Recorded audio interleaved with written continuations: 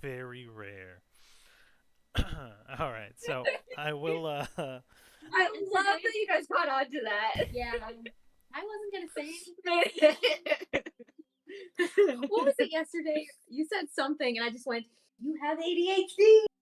I think it was I think what happened was I was in the middle of a conversation and then I was just like, oh, I love this song, and then just like, Yeah. because I think it was Young Dumb Stupid. I was like, Yes. It was. And then I just got distracted.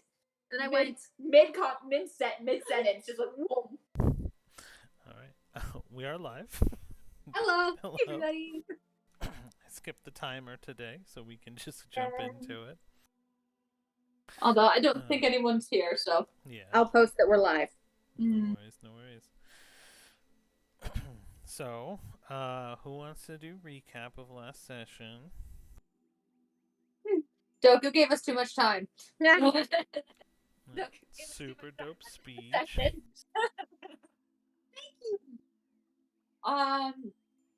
So last time was when Gail got sprayed with acid from Slime Ball, right? Yeah, Silvico. Yeah. Okay. So That scene was so creepy. So Cedar went down in a nightmare. Gail was like, "I'm gonna be brave," and went out and got all in Silvico's face. Silvico exploded into acid and nearly killed Gail. And then Gail now has burnt butterfly wings. No, he can't fly. But anyway, I think he healed overnight. D&D logic. Just take a nap. It's fine. So anyway, so then he got Cedar. Cedar woke up. Cedar discovered her mom is alive, and because this nightmare lady took her mom's soul before she died, took it off the island. So then Cedar's mom's had this body that was just looked like it was dead but had a soul in it. Brought it back. Kid was just like, "Ooh, body," and then discovered his evocation spell. Soul was in there. We went through a bunch of discussions on how on earth to fix this. And so then what ended up happening was Cedar asked her Fae Queen for something for once, and then basically took the dragon egg, put the curator in the evocation body, took her mom and put her into the egg. Egg hatched. Now her mom's a pseudo dragon. And then the body became a book. Sophie wouldn't let me keep the book. It's mine. You have enough already. Let me live. then the book turns out is kind of similar to the library, where you could open the book and you could be ask a question about something that's happened, and it'll give you a story of everything that happened to whether a person or about an event. But the problem is you can't tell if it's this specific time zone, this timeline that we're in. It could be an alternate timeline that it's giving you. So then we book stalked my boyfriend and learned a possible of what he could have had as a backstory. And the book was very, very salty and does not care about love. Doesn't care about my love life, but did give us the story. And then we went. Then the next day she went to go find Pelly. Pelly was avoiding her. Talked to the person and she wanted to tell Pelly about the mom thing. And then we used the book. So we had a choice to use the book to get questions answered about Silvico, or go talk to Pelly. We chose book. Went to court. Pelly was just like, "You suck," and that was the entirety of her argument. All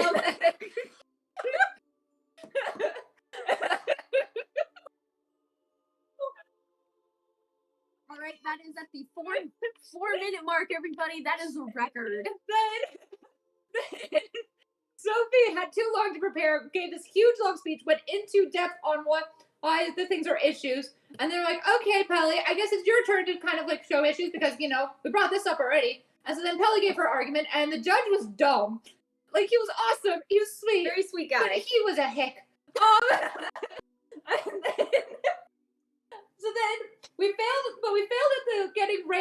at getting Dana out of trouble. But Dana's now going to do a trial by combat. And it'll be a fair trial by combat, which made everyone mad.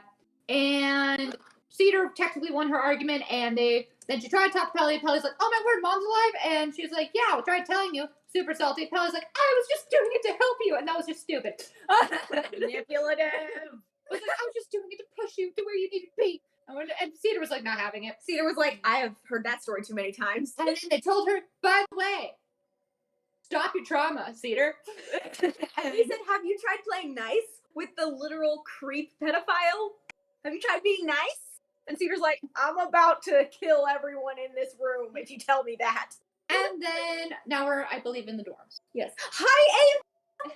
Ava's watching. Hi, Lee. How So are you? I think that's the recap. Did I forget anything? I don't believe they said playing No. nice. I think they said that there are 4 nations that all need, or 4 sections of the nation that all need to get along together for prosperity.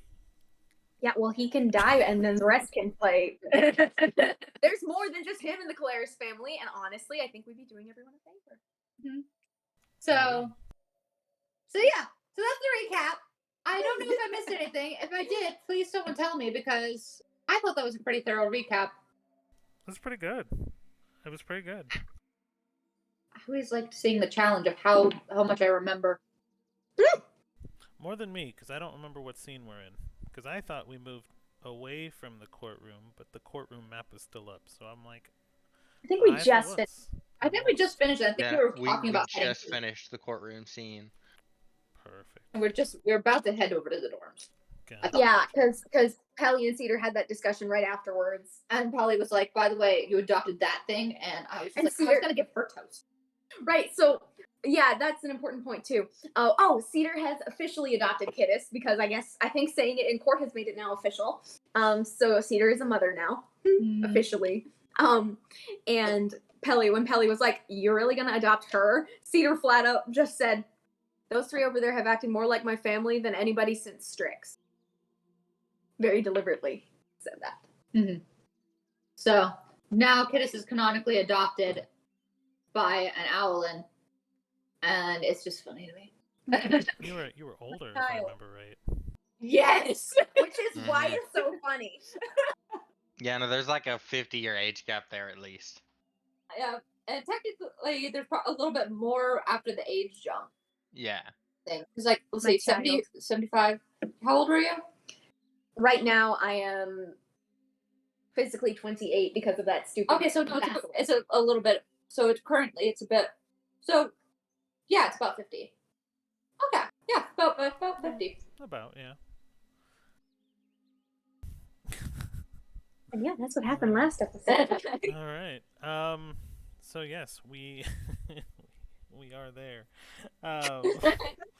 Jumping in. I know you guys said that the court is concluded for the day.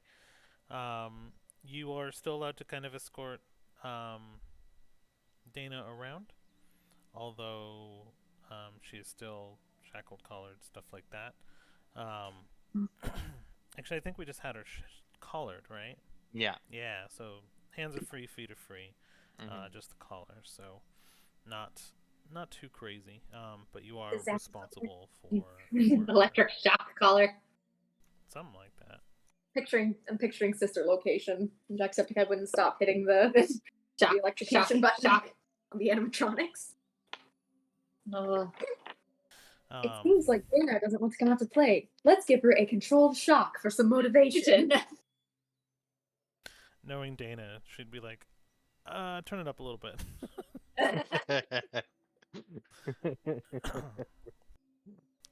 But yes, right. I'm trying to find my dorms map, and I'm very sad that I cannot find it. So I'm going to find a new dorms map as you guys kind of explain what your next steps are and heading out. So it is later in the day, probably around dinner time, once everything was kind of let out, 6 or 7 p.m. And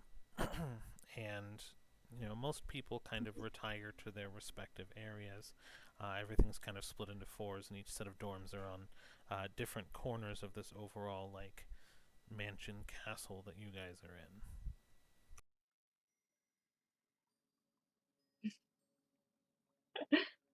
Why are you looking at I me? don't know. You look like you want to say something. I was waiting for you to say it. Nope. No, I'm okay. playing with my dice. Okay, nice. I guess I'm going to have Cedar just kind of sit down on her bed, okay, just trying to let the adrenaline rush from the speech kind of start to fade out. Okay, that was a lot. Dana, how are you feeling? I'm fine actually. Okay, okay. I didn't know you wanted the trial by combat. Oh, I don't. It's what I deserve though. Well, what scarred woman deserves, maybe, but I mean, I don't know if And we you. have the same body, so Yeah, but kind of one and the same. sure, I guess. Oh, that was that was intense. That whole ordeal. Yeah. Candace, I guess you're like officially my kid now. Woo! I'm pulling something out of my bag. 416. 416. Yep.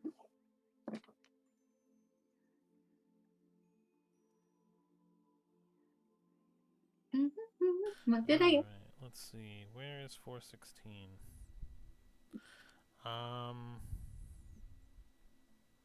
A tub of putty.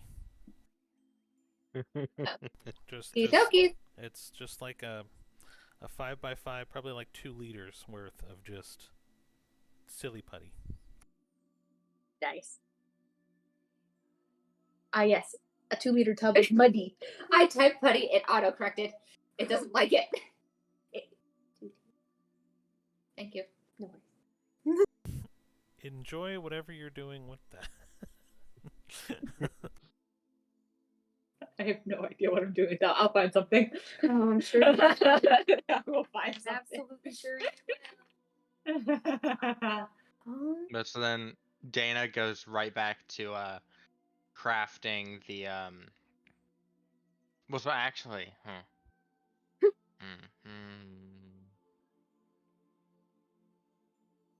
Dana's gonna go over to both Kittis and Cedar. Hmm? And just go all right, so I have an idea, but this is horribly morbid, which means I know you'll love it looking at Kittis. Um uh but do you know of any and she looks at Cedar, do you know of any corpses that have been grounded? Do I know of any? Mhm. DM, can I roll for that? um, I don't think I would know of any, seeing as I've been gone for so long. yeah. Actually, you know what? Forget it. I definitely would not know. I can find I some. mean, grounding wasn't super common when I left, and I've been gone for a pretty long time. Okay. So, not really. No, I'm sorry. No, that's okay. I'm trying to think because I had an idea with my mechanical wings, but I specifically need a corpse that's been grounded to test it. Mm, don't know about that. Maybe Acio would know. I mean, he's a pirate. Yeah. Why don't we just would we need it to be a grounded one? Why don't we just take a body and just rip the wings off? Well, we could do that. Yeah. That's actually a good point. Yeah. Yeah, but But that leaves the part of grave robbing. It's not exact. Is there anyone that they wouldn't care about missing? There's got to be some sort of person here that no one would care, right? I'm gonna go. Well, I'm gonna go talk to ACO and see what I can't do. Um, and so I'm gonna go find ACO. Okay. You don't have to travel far. He would actually probably be in kind of the main communal area of this actual because it's for the family and the representatives here. So you wouldn't actually have to travel far. He would be probably in this area. So you kind of walk out of the room that you and Cedar were in, and you see kind of a large table for eating, fireplace and some couches, some softer couches where people are kind of sitting and drinking, and you kind of see the pirate rabble group of people from the ship and ACO kind of sitting on the couches area on the far side of the room. So she's gonna kind of slowly walk up to ACO and approach him specifically and say, "Hi, I know we haven't formally properly met. I'm one of Cedar's friends. My name is Dana, and in circumstances like this, if it weren't for the, this," she kind of grabs the collar. I would not ask to speak with you alone, but seeing as there's physically nothing I can do, I see nothing wrong with that. So I was wondering if I could speak with you alone. Well, I guess so. Just, yeah, I guess so. And he kind of, quickly finishes his drink. Um, you can tell he's a little inebriated, but, he's amongst friends, so he's kind of just relaxed, and he'll follow you to an empty room upstairs if you want. Yeah, perfect. So she'll go. So this is a very strange request, but I believe you know of the groundings that Silvico has popularized around the last decade or so. Yeah, yeah. Almost faced the block a couple times myself. So I hypothetically have a fix for that, but I specifically need an Owlin corpse to test my theory. Is is that something you can do? You have, I feel terrible asking this, do you have a former crew member that passed? Do you have someone in the brig that died and you don't mind if I experiment on their corpse? I'm just gonna be out with it. There's no way I can sugarcoat this. Ooh, Um, you're pulling a kid's level move. Yep.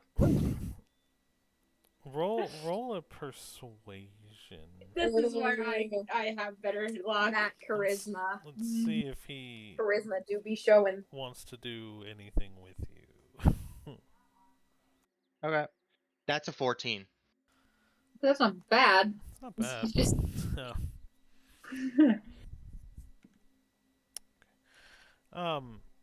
He's like, well, we don't have anyone dead on our ship. Um, but there is someone in the brig that you're welcome to unalive. He was traveling with us. He paid for passage when we kind of were coming up here. And when our boat was lifted from the ocean and thrown at the side of a mountain, he began to become a little unruly. And seeing as how he already paid us, and he's not part of the crew, we could probably look the other way for a price. I don't know how I feel about that. Can I go? Give me 1 second. Sorry, that was a really good cat noise right there. Mhm. Quality cat noise. I can test out my torture tools. No. I could. Oh my gosh. I could. I have to work. I have to torture someone to be proficient in them. Just because you could doesn't mean you should. Doku, she's being reasonable. I mean, you do whatever you want to do. You could just do it. It'll cost you, but But she goes, so, aw. So she goes, I don't know how I feel about that, but I'll keep it in mind. Thank you. so you don't know how you, and he's just baffled. So you just kill people for money, but you don't want to pay money to kill someone? That's horribly complicated. I could get into it now if you'd like, but that's completely your call. It's very unsettling for some. I mean, no one's gonna miss him, and I mean, I could use money, but I guess the choice is yours. I just figured with your maybe you've already been, what's the term, weighed and quartered, right? Like you've already Yeah. been sentenced, so up to you. You know where he's at. He's in the brig, and This key here probably weighs the same as about 80 gold pieces, you know? Mm-hmm. And he just kind of tosses it up. Cool. So Freaking love ACL. you just let me know. All right. And ACO charge. yeah, thank you, thank you. Yeah. And she'll walk off, and she'll actually she'll go try to find the Obscura. The what? The Obscura judge. Farm boy. The hick. I only know him as the hick. Benoit Blanc. You would probably know about where he was at. And you could probably approach You the cannot Obscura ask the dorms. judge for a body. No. I'm not technically. So I mean, over the course of the walk and things like that, you would notice that the main areas, the castle areas, are very empty.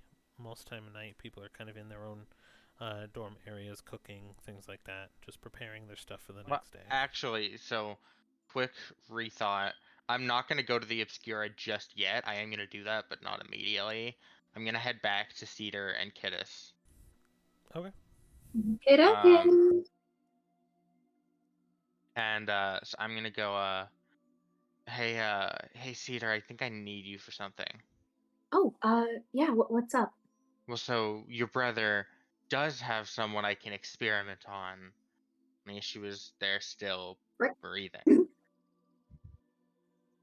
No. No, yeah, I didn't think so. I wasn't No, liking that that will either. make our situation so much worse. I know. So let's not do that. Yeah. But so I was almost thinking, what if we, more so you, go present your idea to the Obscura judge?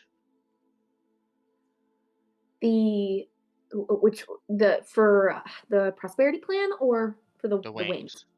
Oh, yeah. Just walk me through how they work.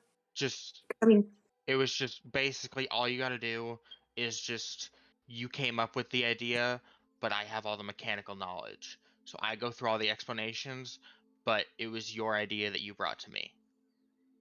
gotcha. You're sure you're okay with this? Uh-huh. All right, if you're okay with it. Yeah, we can do that. Is there anything else you want here, or can we head over and do that now? Let's head over and do that, and she'll grab up her things that she's been tinkering with, and she'll pack them in a sack, and get ready to head out. Yeah, Cedar kind of like smooths her clothes a little bit. All right, let's do this. All right. And so now we go to find the Obscura. Yeah. All right. It's not very hard to do. I mean, Cedar already kind of knows the general layout. There's more or less 4 major corners to the overall castle, and you head over, and the dorms are pretty similar overall, but in layout. I was trying to find a different map, but I'm giving up on maps today. Hold on, maybe I could just do something dumb. Yeah,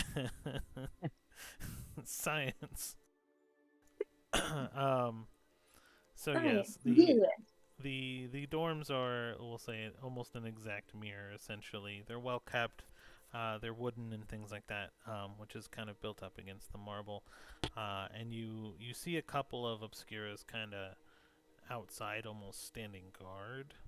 But they're kind of there just making sure nothing really happens outside the area. They're not armed or anything like that. Mm-hmm. And so I am just head down, following closely behind Cedar. Hello, excuse me. Yes, I swear I can't. Joku, I swear I can't. What can't you? Stop. Okay. May we speak to the Honorable Judge Obscura, please? The Judge Obscura? Well, I'm The- sure he's around. What do you need to talk to him about? Well, I had a plan that I kind of wanted to run by him. And seeing as he was definitely the kindest one on the judge board earlier, I thought I would bring this to his attention first. Oh, I bet you there's plenty people kinder. You want to make a bet to see if someone's kinder? I'll take that bet, wouldn't you, Perseus? Yeah, I'd take that bet too, wouldn't you, Hal? And they kind of like shake and nod, be like, I bet you that I'm nicer than the judge. How about Um, you know what? Why not? Why not? How about to prove that you show me where he is? it? Roll a persuasion. You should get advantage because she took him up on the bet. You said persuasion? Yeah. 19. Dang, yeah, I only rolled a 17 and a 16. Yeah, so, okay, yeah. And Hal and Perseus, they kind of like, Hal shoves Perseus, and then Perseus kind of trips Hal, and they kind of like scuffle back and forth as they're like going through the door and like running to find him, and they're just like, I bet you, I find him first for you, 'cause I'm nicer. And then, like, and like what they do is they kind of like drop what they're holding, which turned out to be like a bushel of like carrots and celery. So now there's like carrots and celery all over the floor that you're having to like climb over. Oh. And they kind of Peter, take off to Peter the picks up the carrots and celery and then kind of walks after them. and you don't see him on the first floor in the main meeting area. So like Hal shoves Perseus like over the stairs, and like Perseus kind of like catches himself in the air, and like Hal runs up the stairs, and he's like, "Found him! I found him! Who Oh, are you again?" Cedar, Sa- Jean. Sarah! Also, gentlemen, you drop Found him. these. And And then, she hands the carrots and celery back to them that they dropped. um, You drop these that way. and then he's like, "Ha ha ha ha! You get to carry him now." And then so, um, kind of grabs the carrots, the celery, and then motions you upstairs. All right. And then she just goes upstairs. This is so precious. And you kind of see him sitting with the same two people that he was in courtroom with. So there's a representative from kind of each of the nations aside from yours, and it's the same three, and they're just kind of talking back and forth and deliberating. And Really?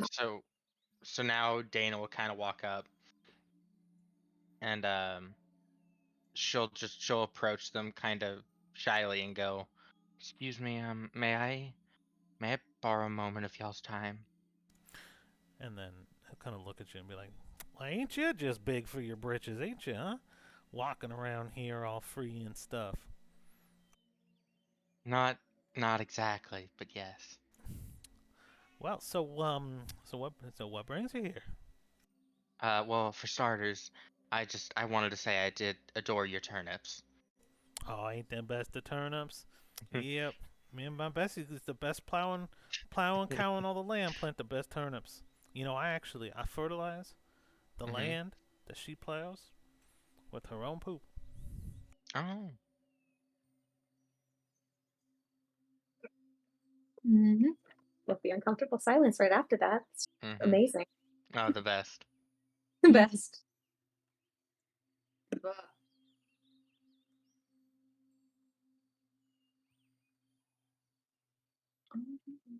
Giddy. 1 second, sorry. So what you guys might have heard or not heard is two of our cats got into a little of a scuffle. So give me 30 seconds. Oh.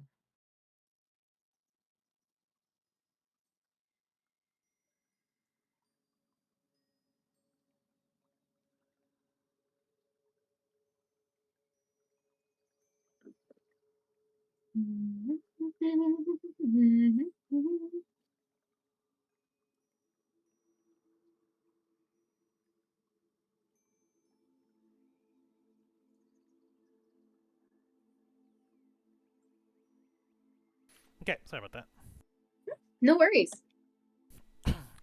Um, but yeah, so I've actually been working, and he basically he then goes to kind of drag on about probably about 2 or 3 minutes without really getting you a chance to speak about farming and turnips and Mhm. like special processes, and Listen. he goes to like irrigation channels that he's doing to like monitor the fields, and then he's actually like let the water run through the irrigation to create a water wheel that actually will water the fields automatically throughout the day for like Mhm. less work. And that's how he wants to do this type of stuff for the rest of the world, but people view him kind of dumb, but it's just him and Bessie, so it Mhm. doesn't really matter. And he just basically rambles for like 3 or 4 minutes about farming and his favorite cow. Mhm. Um, but so Dana's gonna say to him, well, I would love to show you my own familiar, but I don't know if this caller would allow. Well, the collar, can I get my accent a little bit better. The collar just fine as long as you don't have no ill intent. Oh, perfect. Okay, thank you. Yeah. And she'll click her fingers, and cork will pop up in his lap. Oh, ain't that just adorable? Not cute as my hair, Bessie though, but very cute. Now what's? Love the idea that the cow's just in the room. Mm-hmm. Mm-hmm. Oh yeah. Oh no, he Love. snaps his fingers and the cow just right there. And she'll go, all right, enough niceties, time to get down to business. So Cedar here actually approached me with this idea, and I had to share it with y'all. And she'll pull out some of the drawings she made in Cedar's handwriting, and she'll say, so I've been working on a way to to remedy grounding. And he kind of looks at you confused for a second. So what that there problem with the groundings? I I think I can fix them. Not give them their wings back, but give them wings back. But why would we? He's just even more perplexed now. Be like, why would we go about something like that? And she'll kind Well, of turn her head to Cedar, yeah. for starters, a lot of the recent groundings have been for petty theft, which a lot of times when people resort to thievery, granted, there are some who do it for fun. However, a lot of them do it more for survival. And I don't think they'll, especially in our outland society, it's very hard to get a job without having your wings because of, the fact that our roads aren't exactly as developed as other countries. So I don't think that grounding is necessarily the best punishment for thieves. For more serious crimes, maybe. However, I think it is a bit overly severe. So I do believe that the Caleris family has overdone it a little bit when it comes to that. So I think some of these petty thieves who have had their wings taken from them should have some sort of reparations. Well, when you get down and if you win, the favor of the people and you become crowned, you can undo the laws set in place by the Caleres. You would know this. Yes, However, sir.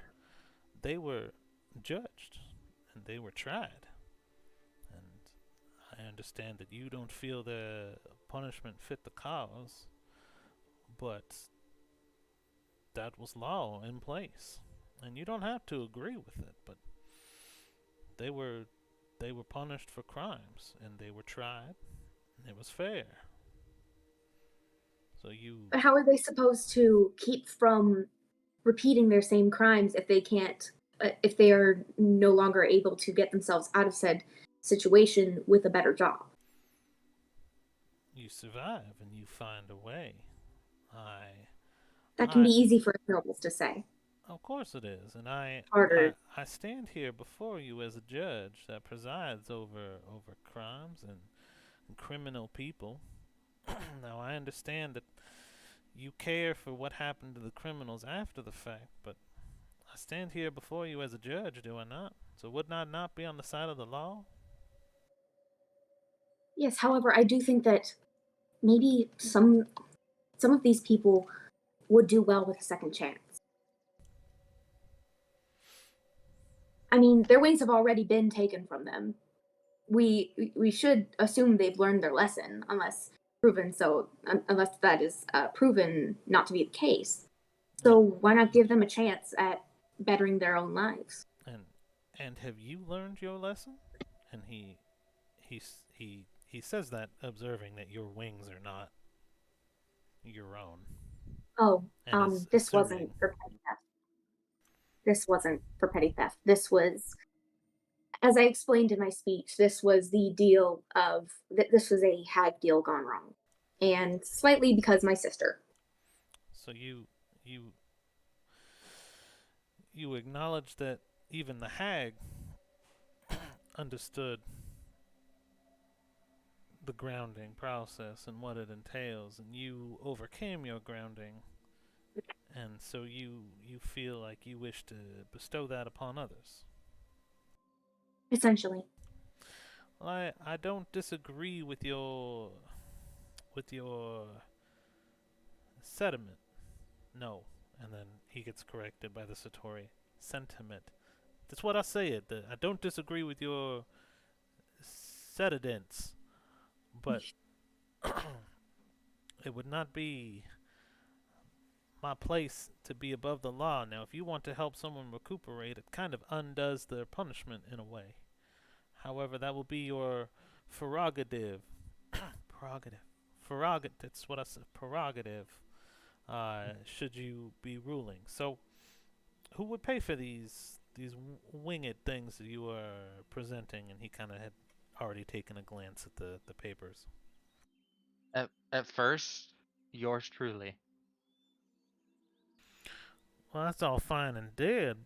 I mean, excuse me, that's all fine and good. But what if you wind up dead in your trials here? And what if I don't? I would feel wrong if I didn't have something to start making up for what I did wrong. If I can't do some good, why even be around? So on the chance that I prevail, that I win, that I survive, I can't just do nothing.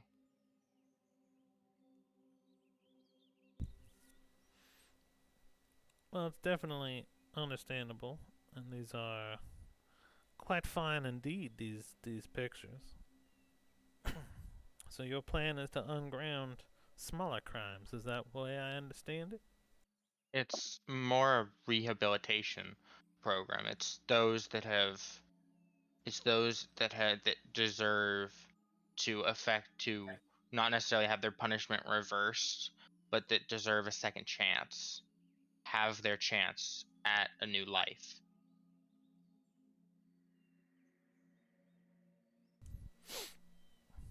Just like I might hypothetically be getting myself. Well, should you rule, Miss Cedar Strategies, or whatever you said your new Strategene. name was? Strategenes? I don't know. Regine. Str- Yeah. Cedar Nectea. Sorry. It's a Strigine. Yeah? Regine. Strigine. That's what I said. Strigine. Right? Close enough. Is that. How do That you is say it close again?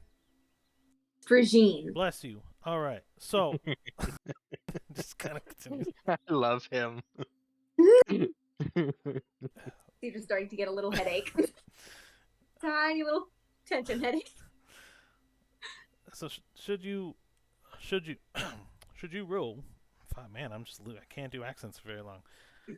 Should you take over, you can do what you please. You can create these wings with your criminal partner, should you so choose. I don't see what's wrong with it other than your kind of undoing. But if you want to play the case of rehabilitation, we don't invest much in our criminals after they are defeated. And you definitely see an opportunity in the good in people, clearly by the friends you keep. So you may do what you please. You will have my backing of the court, provided you draw a line between who gets them and who doesn't.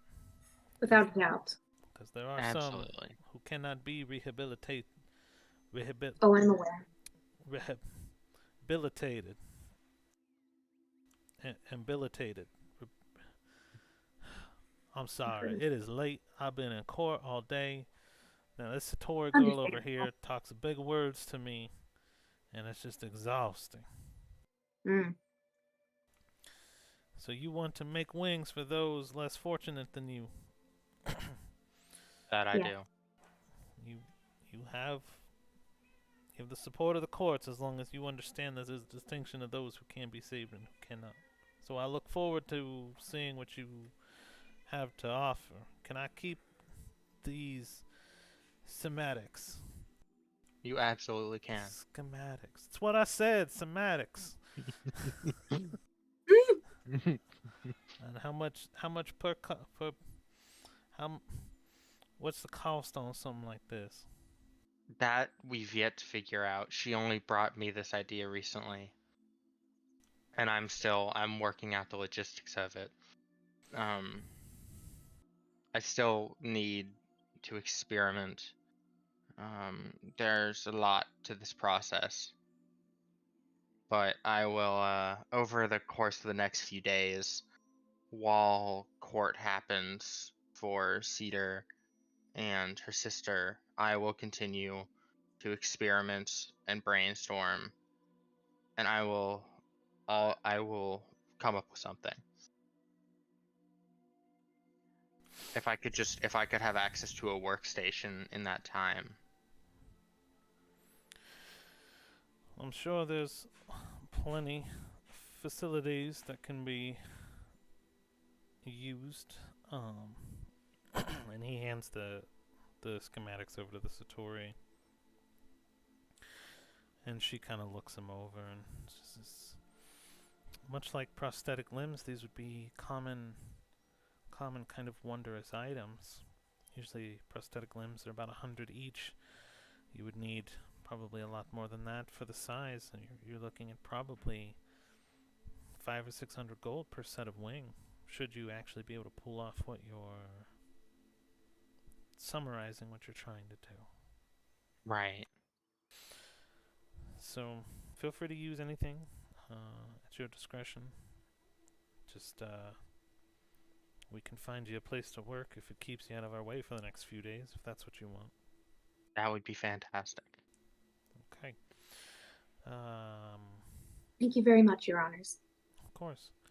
And the now we'll arrange that there materials to be delivered to your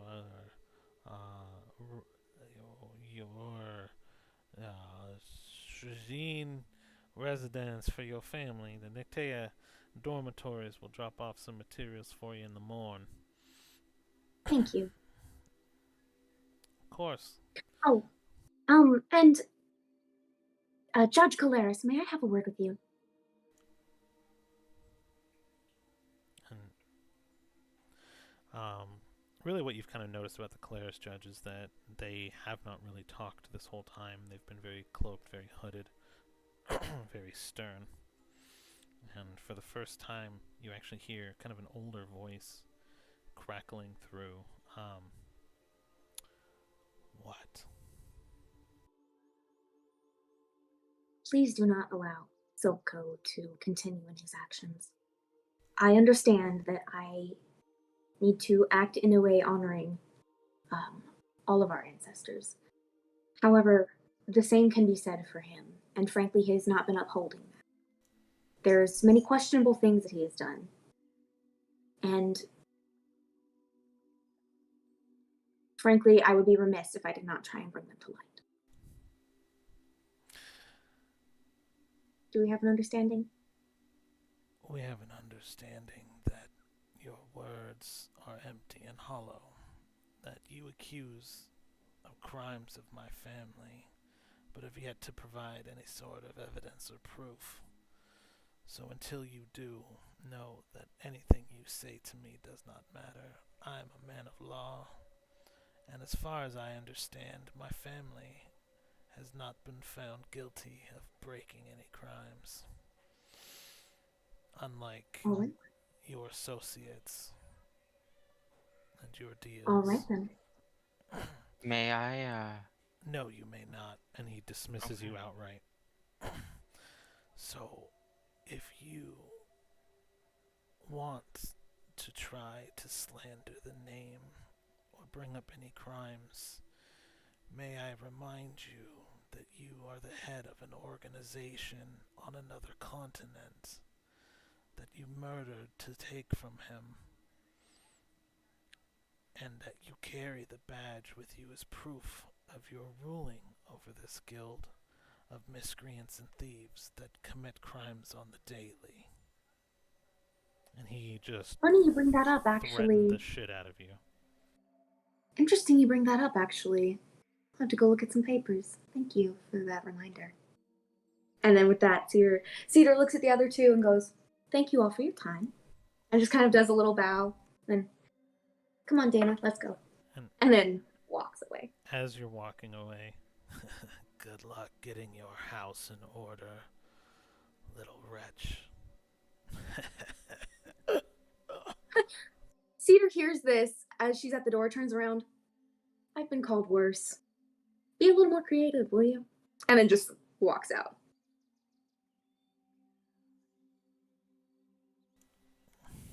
All right. So then, do you guys head back to your dorm? Yes. Yeah.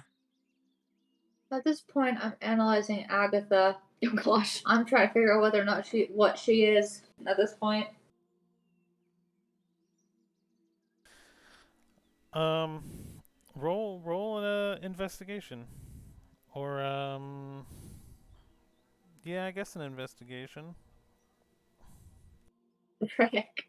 11. Oh, 11. yeah. Oh, I'm days.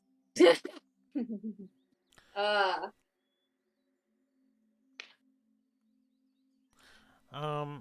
11 gets you a little bit.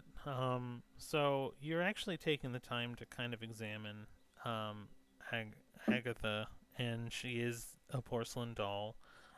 She seems meticulously crafted, but intentionally aged. And one of the things that you do, you're kind of like, unbuttoning the back of her dress to kind of look for any chips or markings in the porcelain. You take off her boots, and on the bottom side of her foot, on one of her feet, after you take her little boots off, it says Lockwood Magic and Company. Ooh. it's Magic and Company. I'm gonna write it down. I'm just thinking through. Magic and Company. Okay. Let's see. What is.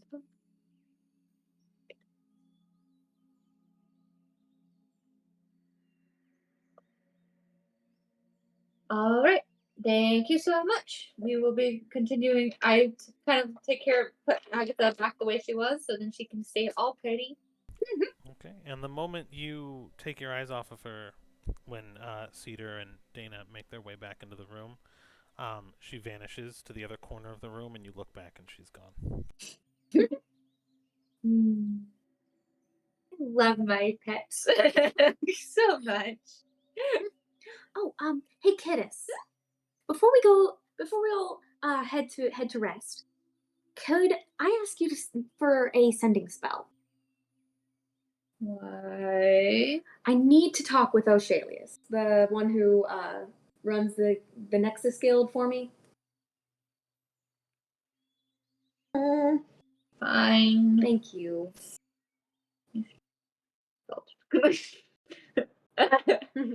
My only You two must say. characters with accents, and you're talking to both of them today. Let's go.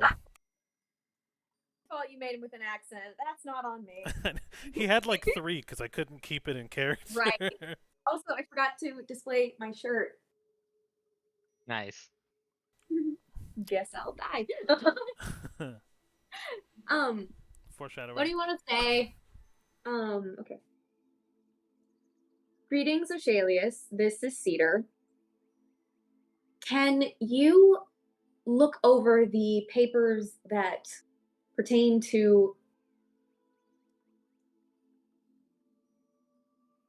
Koshi? Koshi Calaris's deals with you. Very important. Don't you dare lose. 25 words. Yep, I'm just. You sure that's the name? The brother? Yeah. Yeah, I remember that it was Koshi who did the deal specifically. Okay. And she sends it. And you hear kind of a reply back.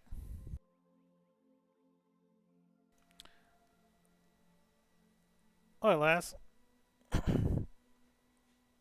This is a thieves' guild. Ain't no paperwork trail to be followed here. If you need me to create some books, however, let me know. Send a reply.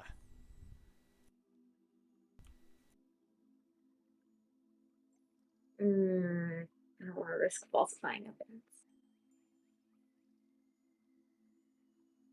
Oh well. So does Kidis relay this to Cedar? Yeah, I relay everything he says. Okay. I'm like, Wait, it's a waste of a sending. I could have sworn that Shalius had papers though. Like original Shalius, not Oshalius. So Original. So any dealings that would have been made would have been drafted in more of like, how do I say this? So there would have been an original contract that was agreed upon in terms, but there wouldn't be any paper trail for it. So if it existed, it is gone, and any dealings would be not necessarily falsified, but there'd be 2 sets of books for every deal. One legitimate, like taxed, like if someone came to look, and one not. And anything that was not is kind of retained in kind of like a thieves' cant language, or mostly in codes and messages of monies and things that needed to be exchanged and things like that. Often instead of gold, there would be weights and things like that. But there wouldn't be like a centralized database of contracts and knowledge. So anything that existed originally would have been burned and then a code created for. So that's why he asked you if you wanted fake books, was because it was like, hey, are there people coming to look at what we're doing, and should we be ready to explain where money is coming from? Well, I can't reply to his message without releasing another spell slot. I have 2 more. Oh right, we are about to go to sleep. Yeah. Do you mind? I'm not. I want one to at least one to send to Resin. Oh, absolutely. Yeah. Can we do one more? Thank you so much. No need, but make sure to stay under wraps for now. Silvco found out about me running the guild. Better not have been you. Bye. Cedar's like, you know what? You're not pulling a Dexter? No. Selling you out wouldn't have been profitable for anybody here. We'll continue to keep our noses clean, and no one has been caught doing any no one has been doing any crimes lately. I like that, the cough. I expect that took up 2 words. So don't worry about us on this side of the river. Okay, I relay that now. Close enough. If it was over 25, you received a separate finishing message from him. Cool. Or a separate voice of someone who knew how to do sending. Thank you very much, kiddos. I won't ask you for any more. Okay. I want Cedar to take out her book the new the curator book. I guess that's what we'll call it for now. All right. Hello, Ronnie. Um, Wait, you need to go to bed once more because you already used up did I your use it charge. in the morning? Used it in the morning, Did didn't I you? use it the night previous? No, you used it right before we went into. Mhm. Right before we went to court. Right, you're right. Never mind. I don't do that. Retcon. I am going to go to sleep. Yeah, and I take out the little pseudo dragon. I feed it, and I go. It still weirds me out that you're technically my mom, but we'll work through this, I guess. And she makes like a little happy twirl sound and spins around in the air before kind of like slowly floating down and resting next to you. Aw. And Cedar goes to sleep for a nice little long rest. Okay. So I'm going to send a message to Reslin, do my 4 hours, and I'm gonna walk around and feed Philo. Okay. So message to Reslin. I'm still stuck on the other continent. We're going through some of the trials now, and it shouldn't be long. Please keep holding out. Love.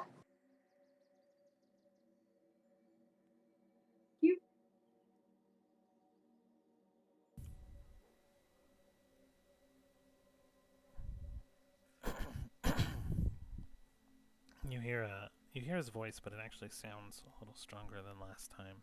A little bit more hopeful.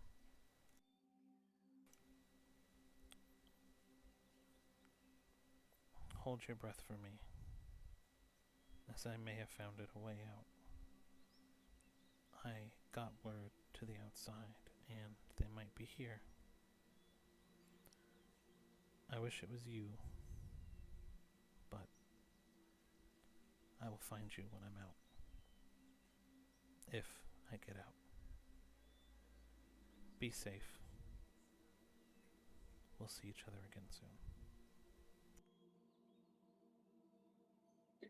All right, with that, Kidda says her long rest and then starts wandering around outside people's rooms to feed Philo. There aren't as many people here. Most I'd go out in like the town area too. Like I would like go out of the tavern or the place we're staying. So you are in a castle on top of a mountain with elected, basically nobles and ruling classes and like aides. So really, in total, there's probably only about 100 people on top of the mountain right now.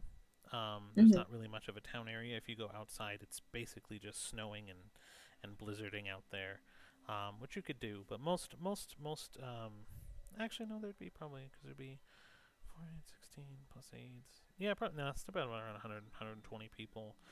So you can kind of get close to their dorms. I think this late in the middle of the night, no one would really let you in. There'd be a couple of people rotating out each dorm to kind of keep watch. There'd be a couple people on patrol outside the center. No one would really be suspicious of you. Most people here are going to be learned or experienced, so they'd be like, "Oh, it's probably just got her short, long rest and is now wandering and perusing." Right? Most people would actually be a little bit turned off by you too, because you're not an Owlin, and you are kind of a traveling companion of Cedar who's like new to the scene again. So they'd be weary. But if you were to just kind of stand outside, make small talk with the guards outside of each dormitory, Philo could probably get a pretty decent meal. All right, and I'm also going to kind of like tell him to check in with me if he finds any interesting dreams.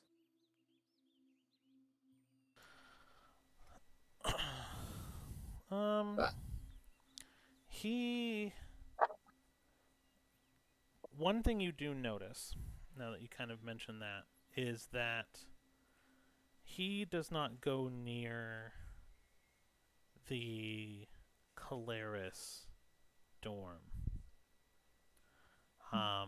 He goes to try to enter, but he comes immediately back out, just kind of disturbed looking, and shakes his head. Because you would assume. Sorry, one of my cats is just being a little bug today. Why am I picturing him just like Feeler just scuttling out of the room? No, tastes bad. Yeah. You would probably understand why right quick is that Nightmare is probably inhabiting the area, and he doesn't want to tread on domains. Understandable, especially with how we were last time.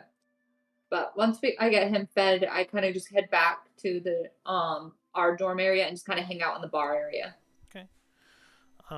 Cedar, you are woken in the middle of the night. For our off-session conversation, it takes place. Right. Yes. Is it taking place now? Yes. We're doing that now? Okay, So cool. we don't need to fully roleplay it out if you don't want. I'm okay with that. Okay. Cool. So you're not waking up gently. she kind of sneaks into the room. Who's in the room with you? Who are you sharing a room with? I thought it was like the dorm room type thing. So okay, yeah, it's a little right. There's probably about 2 beds per, so I don't know how you guys divvied up. There's probably gonna be Kiddos staying in your room. Yeah, it was probably either gonna be Kiddis or Dana, depending. So if it was Kiddis, then Kiddis is not there. Yep, that's kind of what I figured. So, well, yeah, adopted daughter and everything. So you are woken in your sleep, by a plucking of one of the feathers in your wings. Gosh. Like she sits up. I swear, this is another fight of some kind. I am going to throw someone out a window. Her eyes are still shut as she's like sitting up. She opens her eyes. And you see Pelly, as you kind of wake up, and she's just, morning sleepyhead, and she picks up Mom and starts tossing her around. Cedar looks out of her window. It's 3 a.m. Yeah, and I woke you up. I'm aware. Why? Listen, sis, you're gonna need help, and in a show of good faith, I'm here to offer it. Okay, I'm listening. So I don't know what your plan is for ruling, but I've been planning some deals with the Satori for a while, and after talking to them, I don't know what my neighbors are doing right now. Can you guys hear them outside? They're like banging around. Anyways, and so I have worked on a deal with them, and it is something that they want, and they're willing to back whoever wins that presents it. We are moving into a world that's a lot more modern with magic and technology, and they're worried that the Owlin will lose their faith and will of traditions. And if you hear them out, they will back you tomorrow. Okay, go on.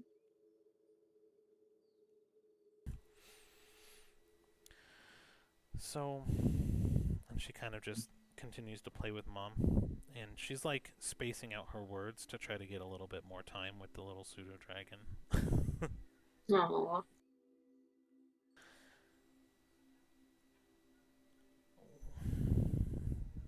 They would like to open up cultural emissaries in the major cities around the 3 nations, and every ruling class thus far has kind of treated them like gross nomadic hobos, gypsies, fortune tellers, whatever you want to call them. Basically just people of society that they don't want to touch, so they never really welcome them there. But they have a very strong belief that our wings and our ability to fly and do magic and live is passed down to us by the giant owls that we descend from. And they would like to instill traditions and faith around the nation so that way we don't lose our ability to fly. And I know this is a weird thing to believe, but we are fey-touched creatures. I mean, I believe it. Makes sense to me. So, and I'm glad to hear that. And made sense to me in my time with them as an Actea in the Satori realm and world. Their traditions really just come from the worship and the trust we instill in what we descend from.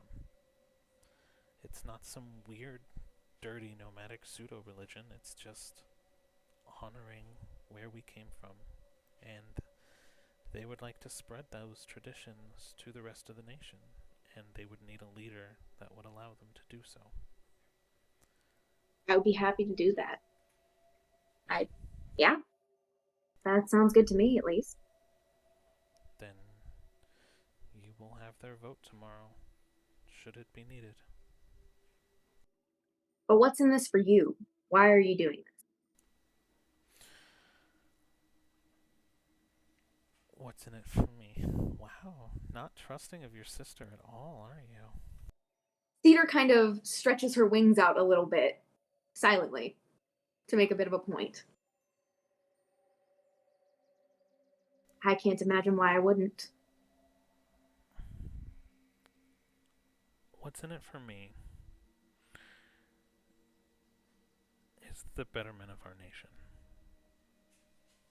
Okay. It's been my goal, my focus, and my dream since before you were back and well into after you leave again. That I want to just see our four peoples united.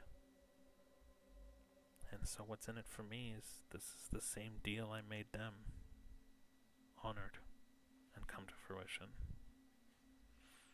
I may be ruthless in some regard, but this is my way of humbling myself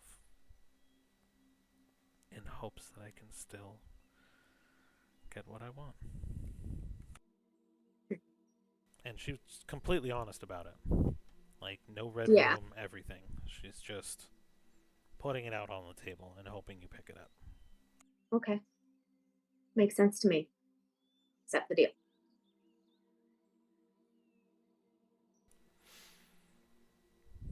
Mind if I stay By the here? way, sis. Careful about that hag, okay? I don't know what she took from you. I don't need to know. But just, I don't want to see you get hurt. So be careful.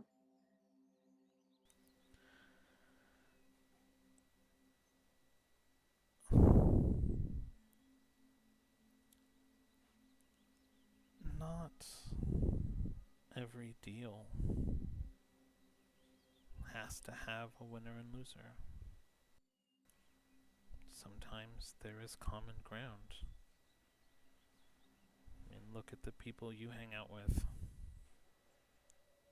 Losers.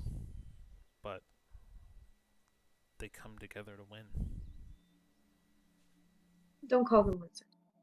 First of all. Sorry. Psychotic, soul-sharing wizard and a mass murderer, mercenary. Gale I like, though. Gale's good people. You made a good pick with him. He balances out the crazy. He is good people. The other two are as well. They're just a little different about it. Exactly. That's the point I was trying to make. Is that you see the good in them, just as I saw the good in a deal. There doesn't have to be a winner and a loser. Okay. If you truly believe that, then enjoy.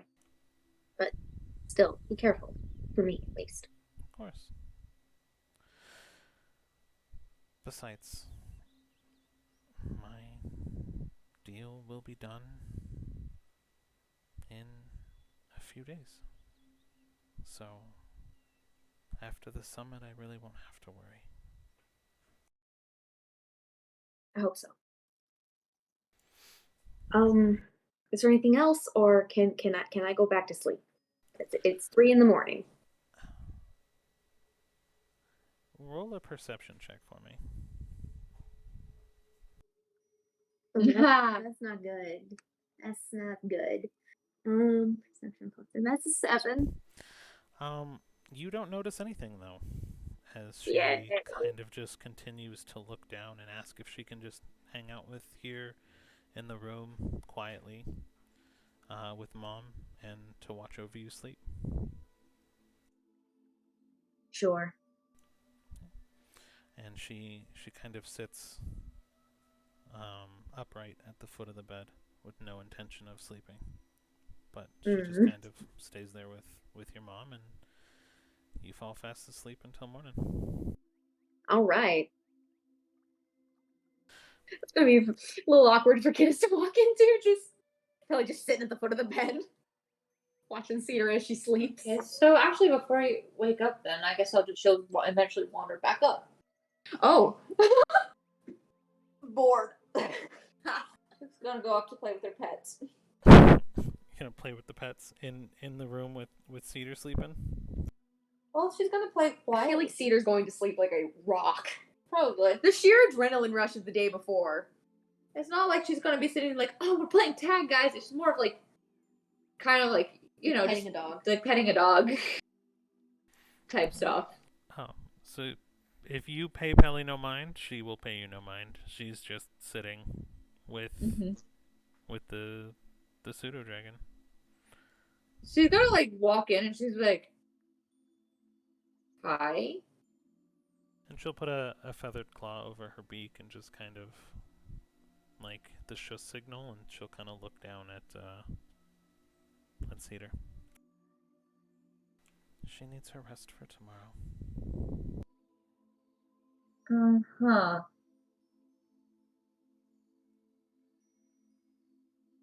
Why? Because there is a chance she'll be the next great ruler of our country. Not asking why about that, sweetheart. Why are you here? She's my sister. Am I not allowed to be here? You weren't here last night. Last night I had nothing to give her. Tonight I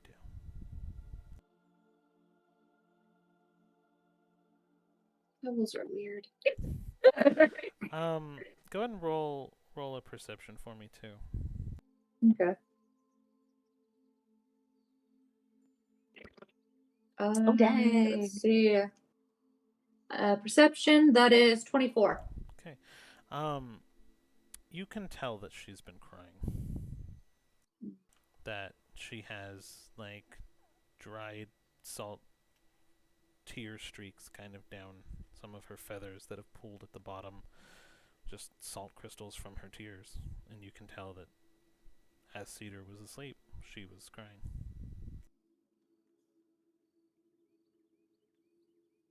Kidis kind of rolls her eyes and just puts Atlas on her lap. And then goes over to hang out with the rest of her pets.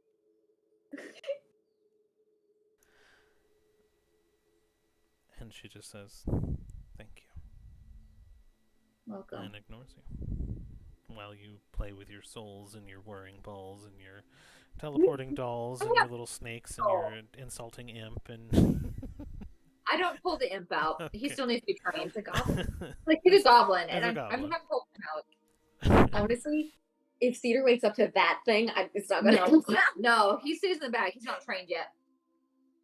Stays I in cast the Fireball. bag. You don't know Fireball. I cast. But yeah, so I'm more of like, I play with Kirishima and all of them, the quieter ones. So, cool. So, let's see here. The next morning happens, comes and goes, and the whole building and stuff starts to kind of rabble awake. You kind of notice much of the family's kind of getting up and getting ready for the presentations, right? The next couple of days are going to be 3 days of kind of the same, the actual election arguments. So Cedar is going to have to present her case over the next 3 days. One for each family. They're all going to take turns to see who should rule. And the representatives will cast their votes for who makes the best convincing argument. And then whoever in their line of succession will begin to rule. It's completely fair. There are representatives from each nation, so even if you get all 4 votes from yours, there's no way you can leverage fully the other 12, you know what I mean? 4 or against. So it comes down to just being pure representation and argumentation on who would make the best ruler. So you are woken up early, Cedar, by a representative come to collect you. Oh, good morning. Good morning. I take it you're ready. Just about, if you'll give me just a moment. Yes.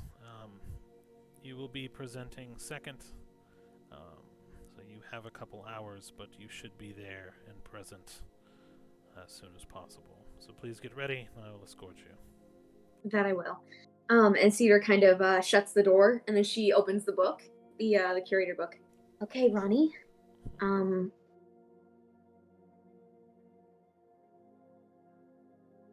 Okay, I get 1 question a day.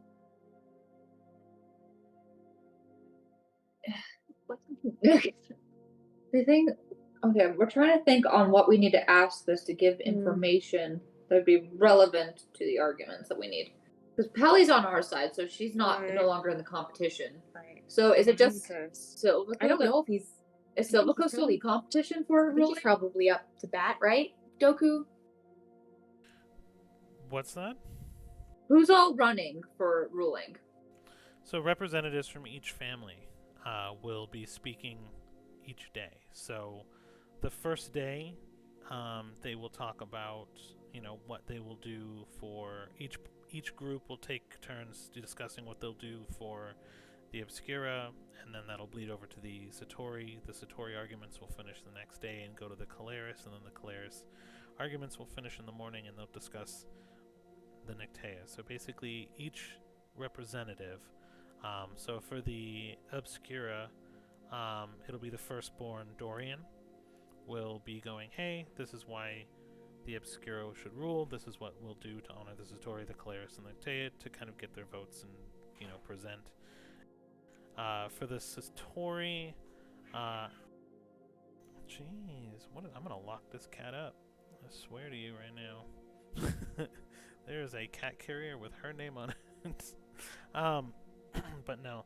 For the Satori, actually, it's going to be Velida, the second-born daughter. For the Caleris, of course, it will be Silvico. And for the Nictea, it'll be Cedar. Cool. All right. So to kind of keep things... Are you okay with that? Me? Hold on 1 second.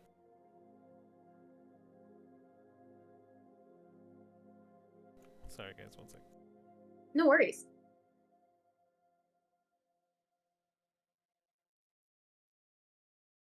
Yeah, I'm gonna have to separate them. Can we take a quick intermission? I don't know why. So Yeah, right. I have a rehabilitated feral, and so she gets kind of. She's my potato. She's usually really nice, but she just gets in these moods, I guess. And yeah, so I'm gonna go ahead and set the timer for just 5 minutes. We'll take a quick break and then circle back. Yeah, no worries. All right, thank you, guys. It's a good place to take that break. That gives you time to figure out what you want. Yep.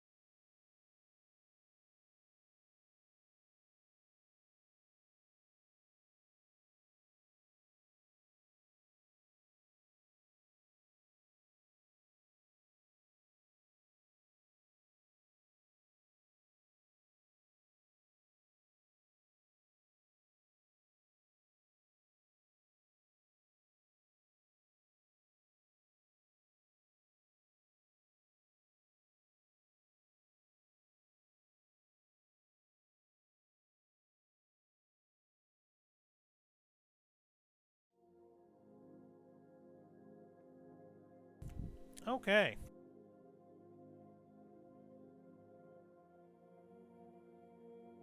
Hello. Hello. We're back. Who's back? You're back. To fight for your right to rule. Heck yeah. We stayed up way too late. You think? We stayed up way too late. I'm so tired. No. So And dog gives energy.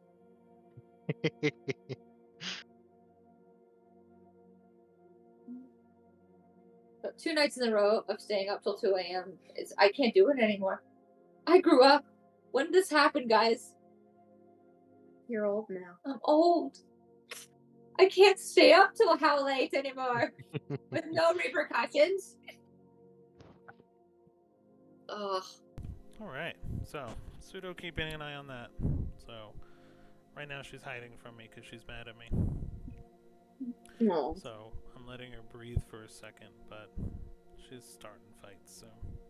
Because I don't like to, I mean, because cats are like toddlers, right? You don't want to like lock them up because they don't understand, you know what I mean? Right. It's just kind of weird because she's been good for a long time. But she just gets hair in her butt sometimes and it gets weird. But almost every single one of our cats has some sort of rescue or story, so. Cool. But anyways, alright. So, have you decided on what you want to do for the book? Yes, I opened the book and I asked, all right, how and where can I get evidence against Silco? Caleris. Caleris.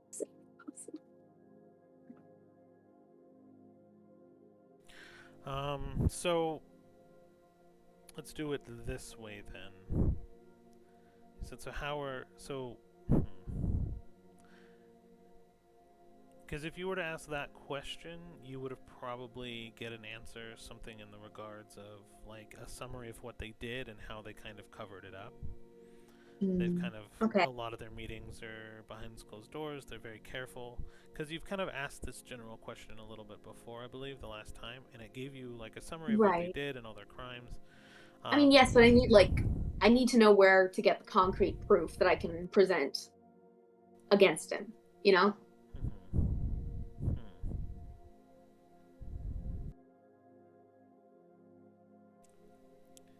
When you thought a character would be unalived by now. No. I know, I'm kidding. You're trying, man. I know. So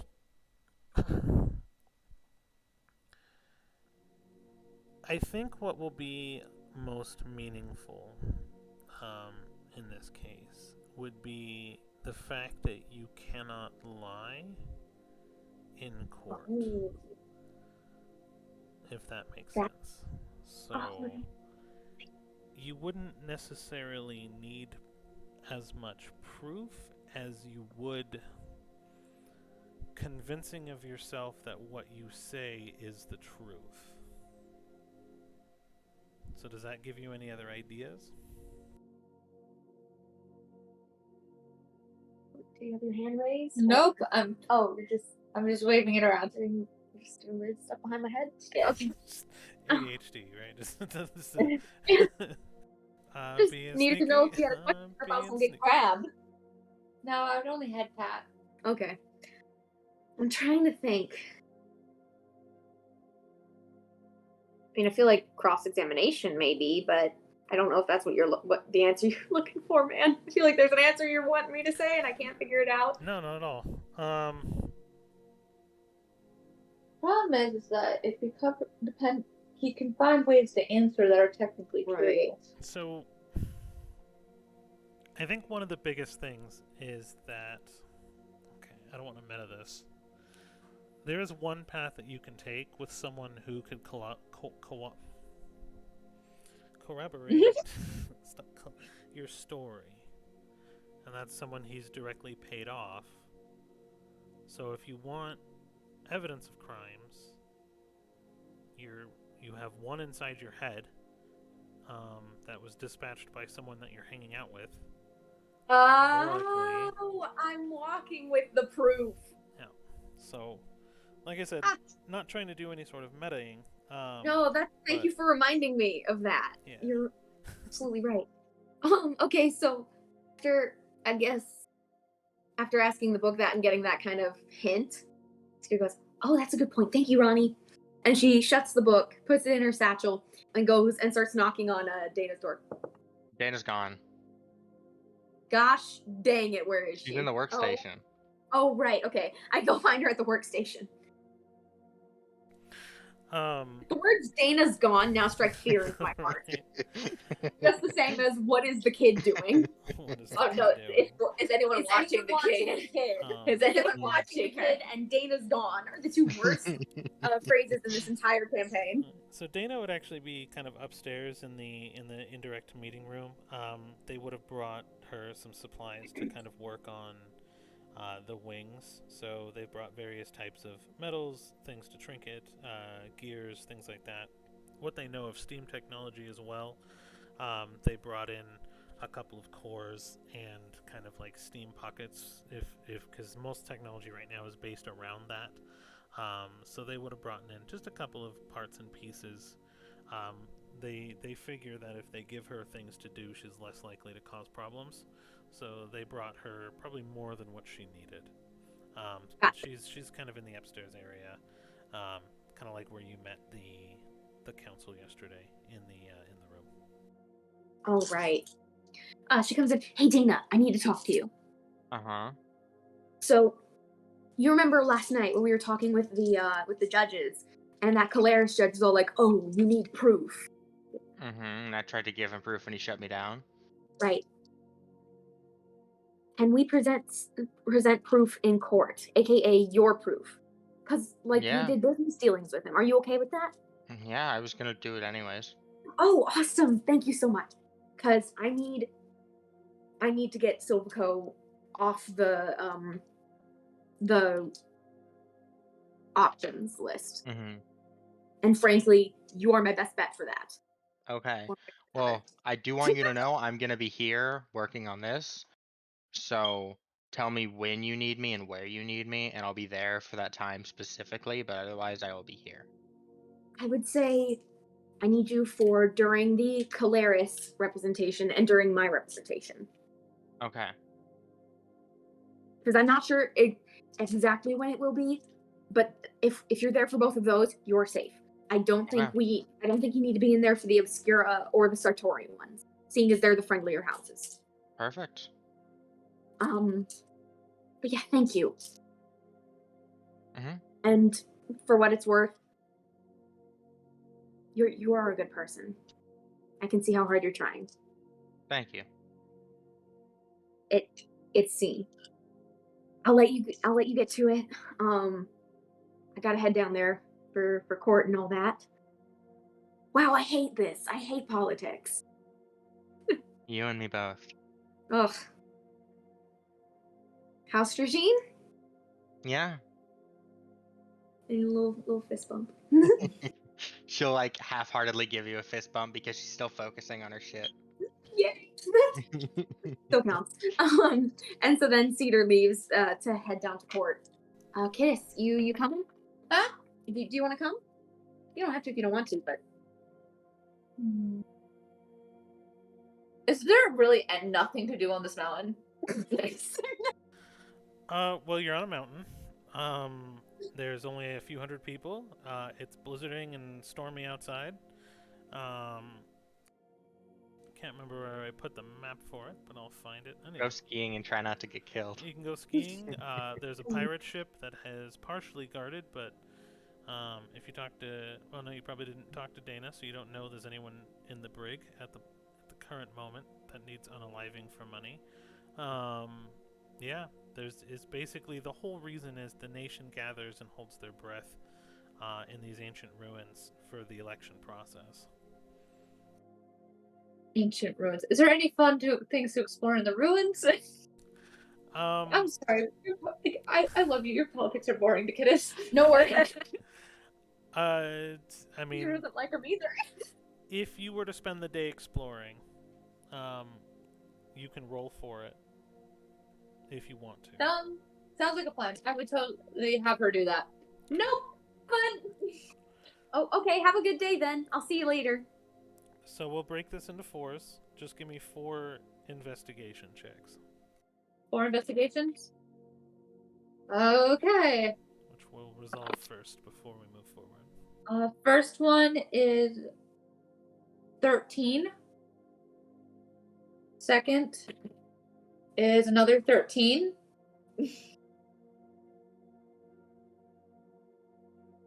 This one is a 15. And last one is a 22.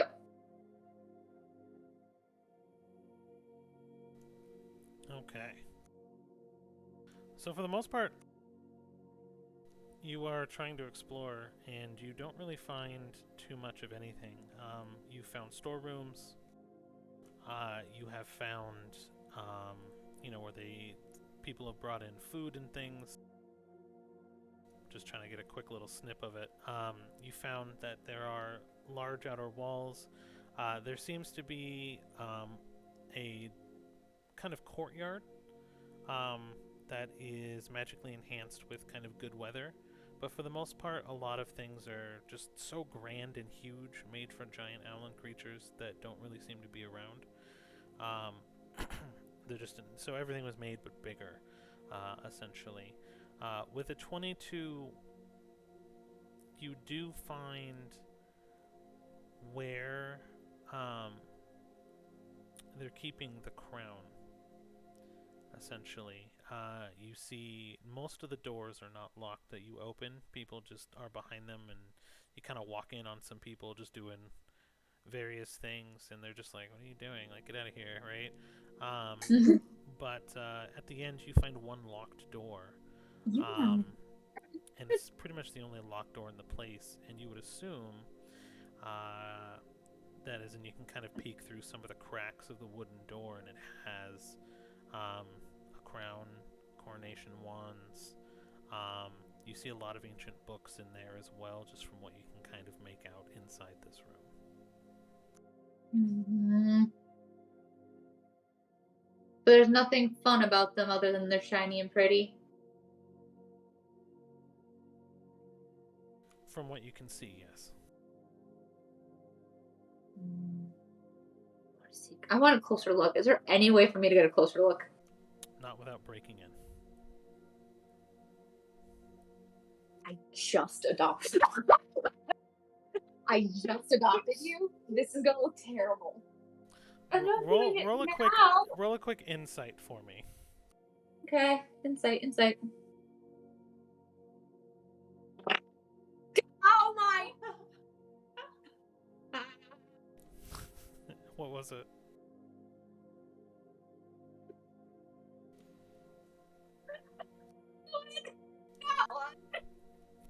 Your conscience is clear. You think for a quick moment that you're like, man, if I do something and get caught or do something naughty, it could negatively affect the votes that Cedar is about to present that she needs to take over. And you're like, nah, she's got this in the bag. She'll be fine. Question. Mm-hmm. What do I think of my chances of getting caught? It's a locked door? No, I mean, with a 1? No, like... No one seems to be around? That's not it. No, anyone being around would be a perception, not an insight.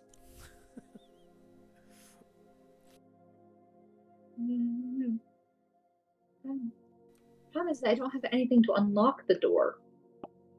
I'm going to have to go find something, go unlock the door. So it'll not be done this moment, but it's not going to be done this immediate moment. All right, so that is what you spent your day doing. Yeah. Okay. But so now I like what? I'm going to go in the door. Oh, I like to think that the entire day she's just standing at that door with her eye pressed up to the keyhole. She's like, what's in here? She lay down? She alright? What? Did she say she was gonna go lay down? No, let her dog out. Oh, I thought she was just gonna go lay down. I'm like, uh-oh. Do we need to pause? No. She just Okay, let her dog out. Cool. So yes. So you are going to be presented last each day in your arguments. So the end of the day is kind of winding around. The map I have up is kind of the court. You see each person kind of take turns doing their presentation. Silvico kind of takes his turn, and you kind of see the little bit. But basically, to summarize, he will say that he'll basically not change his deal with the Obscura. He'll allow them passage all around the nation and special privileges to continue doing their crops at their discretion. Basically, the deal is if you keep feeding people, we won't have to come in and mess with you, right? So you get free reign, free Charming. passes, yeah, no taxes on the food, and essentially, the deal is you get to stay exactly the same. So no pros, no detractors, but is there anything you're listening out for during the talks of the Obscura? Okay, so like, correct me if I'm wrong. It's like each family, like on each of these days, talks to a certain family. Talks, yeah, to a certain family, exactly. Okay, sorry. I was trying to make sure I understood correctly. Mm-hmm. Cedar's kind of trying to read the body language of like the Obscura during the whole thing, like to see what seems to spark interest. Okay. Roll a general insight then. General insight, gotcha. Flower type. Oh, that did not betray me. You said investigation? Insight. You're Insight, trying to my get somebody's bad. feelings. 19. There is nothing really that piques their interest. They seem almost a little bit more disappointed that nothing is going to benefit them in the near future. However, in their own minds, that the same thing is better than bad, though. So, like, no laws changing on their behalf. I mean, what they have right now is okay. They're not respected, but they're not messed with. So you get the general impression that they're okay with the deal, because this seems to be mostly the deal everyone offers, right? Just keep feeding us, and we'll keep, letting you live. Basically, no one really respects the Obscura, right? Because they're not even Kittis, because she called him a hick earlier. Man, she's not even here to defend herself. So there's nothing really that says anything. One of the Obscura does go up, though, in talks. What they do mention is that there are a few experimental things that they want to try, and that they will, with their current dealings, try to increase the yield of food, but if they fail, it could cause a year or two of famine, and that they would need to, if their idea fails. So they want to try basically an experiment with different types of processing of foods and not formaldehydes, fertilizers. So basically, they want to have a root growth fertilizer using mushrooms that they can turn around and eat, and it wouldn't so much be a major famine, is that the only food that would be available would be mushrooms. Yeah. And so that's if they fail. If they fail. And so there's a couple murmurs of the crowd, but that was the general Obscura argument for themselves, and everyone else was just like, and they'll stay the same until you're called up to speak. All right. So what Cedar says, she presents the piece of her plan that she stated earlier that did mention the Obscura, where she says that she's going to also help with encouraging exports of their produce, because she, especially towards Nexus, since that's obviously much closer than the other continent. Okay. And sorry, we were working on a light thing real quick.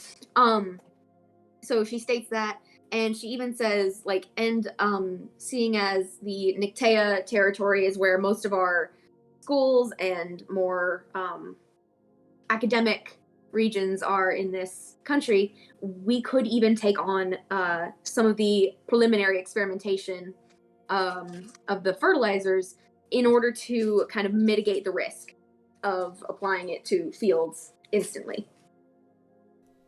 Okay. Not too bad. Okay. So you can do persuasion or performance. You can add your +5 if you'd like. And by offering the take on. Jeez, 1 second. And the offering of taking on some of the. Wait, you rolled a 3? No. I said Charisse. Oh, okay. All right, which should I use? Purple flower or mushroom? Purple flower. I like flowers. All right, flower it is. All right. And you said performance or persuasion. Yeah, so if you also want to use your necklace because you are addressing a crowd, you can get your +5. I accidentally threw it. Can that not count? It came out of my hands before I wanted. That's fine. You can roll it. You can re-roll. And if you honor the taking on of the experimentation and small yield on to basically help the obscure realize, you can roll an additional D8 and add to your roll. Heck yeah. Okay, so I will. Okay, I'm taking this roll in a D8. Let's change something. That would be 21. Did you use the necklace? No. Okay, so you just did performance or persuasion? Which one was it? What? It can be either because they're both the Plus same two. thing. Okay. Same thing. And you said For your me. total roll was 21, yes? Yes. 21. Okay.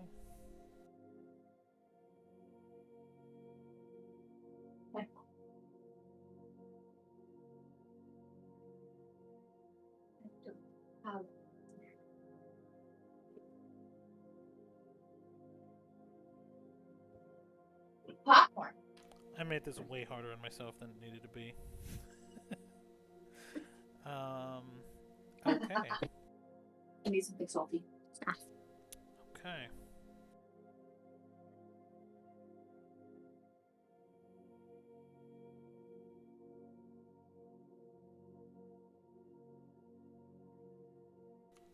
Okay. Cool. So that was the essentially 3/4 of the first day. The next group to be addressed at the end of the day and then the beginning of tomorrow will be the Satori. Now, since you go last, you won't have to present until tomorrow. But the sessions last a majority of the day. It is now kind of sun has gone down by the time you left court. One of the things you notice is everyone's very stiff. Everyone's very most people will bring snacks to kind of get them through the day. Very few people even drink as much water to avoid using the restroom. But you feel it went pretty well for yourself. Thanks. 226 for pulling out of my mundane bag. 226? Yay.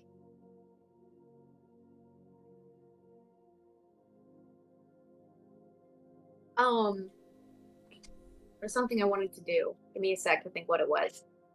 Oh, yeah. So at one of the, I guess, meal breaks or something, I want to go back over to the Obscura judge.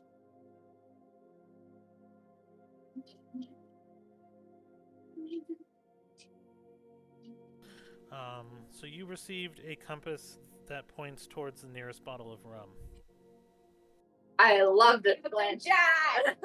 Compass that points to bottom room. This is going to be useful. And so you want to, in one of the recesses, approach the Obscura? During one of the meals. Okay. Yeah. And what did you want to say? I just want to be super friendly and stuff, and just because honestly, I see that he could be a good ally/friend when it comes to political stuff, especially if shown respect. Mm-hmm. And so she comes and she was like, and she goes, "Hello, sir. I wanted to show you something. I know that you are a fan of like good food and stuff. So I wanted to show you a little trick I know. Fun little wizard trick that I've learned." All right, there, you got my attention. And she takes she brought like 2 mugs of boiled water, of like boiling water. And she does her little tea trick that she does, where she uses prestidigitation to flavor the water like tea. She does so on her cup, and she goes, "Are you much of a tea drinker? What flavors do you like best?" Oh well, you talking about that herb water tea? Yeah.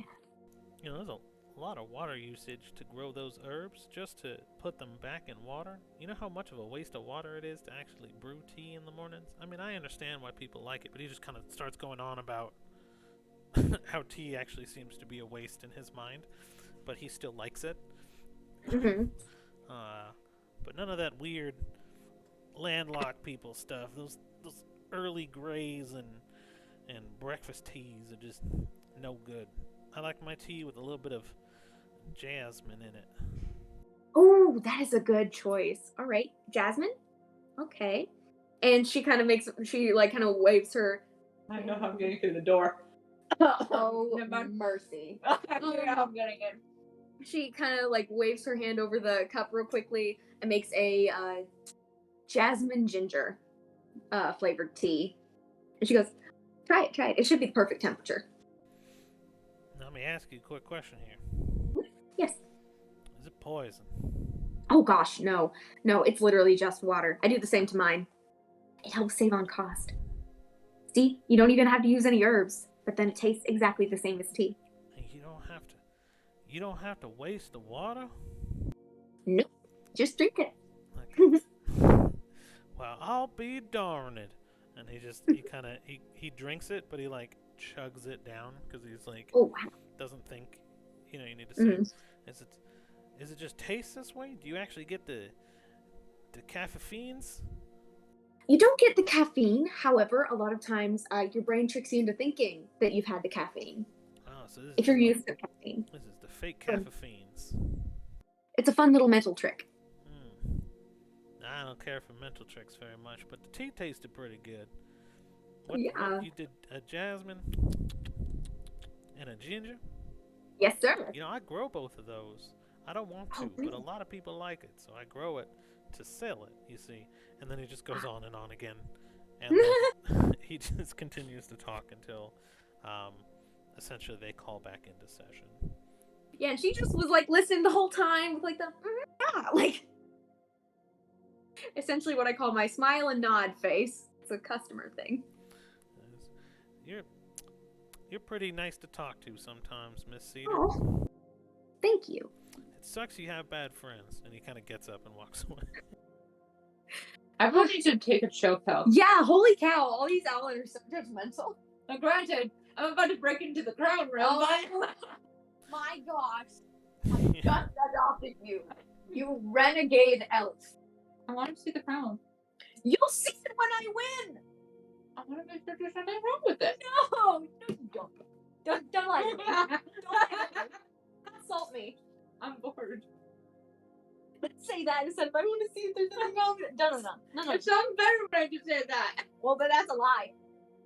There's no zone of truth thing in this building. It's the entire building. No, she's talking about her Just house. in like my this, house. This building. Oh, okay. I don't need it. Oh, But yeah. We can go on with the court stuff. Okay. So you said your piece at the end. We did the votes. Session has dismissed for the day.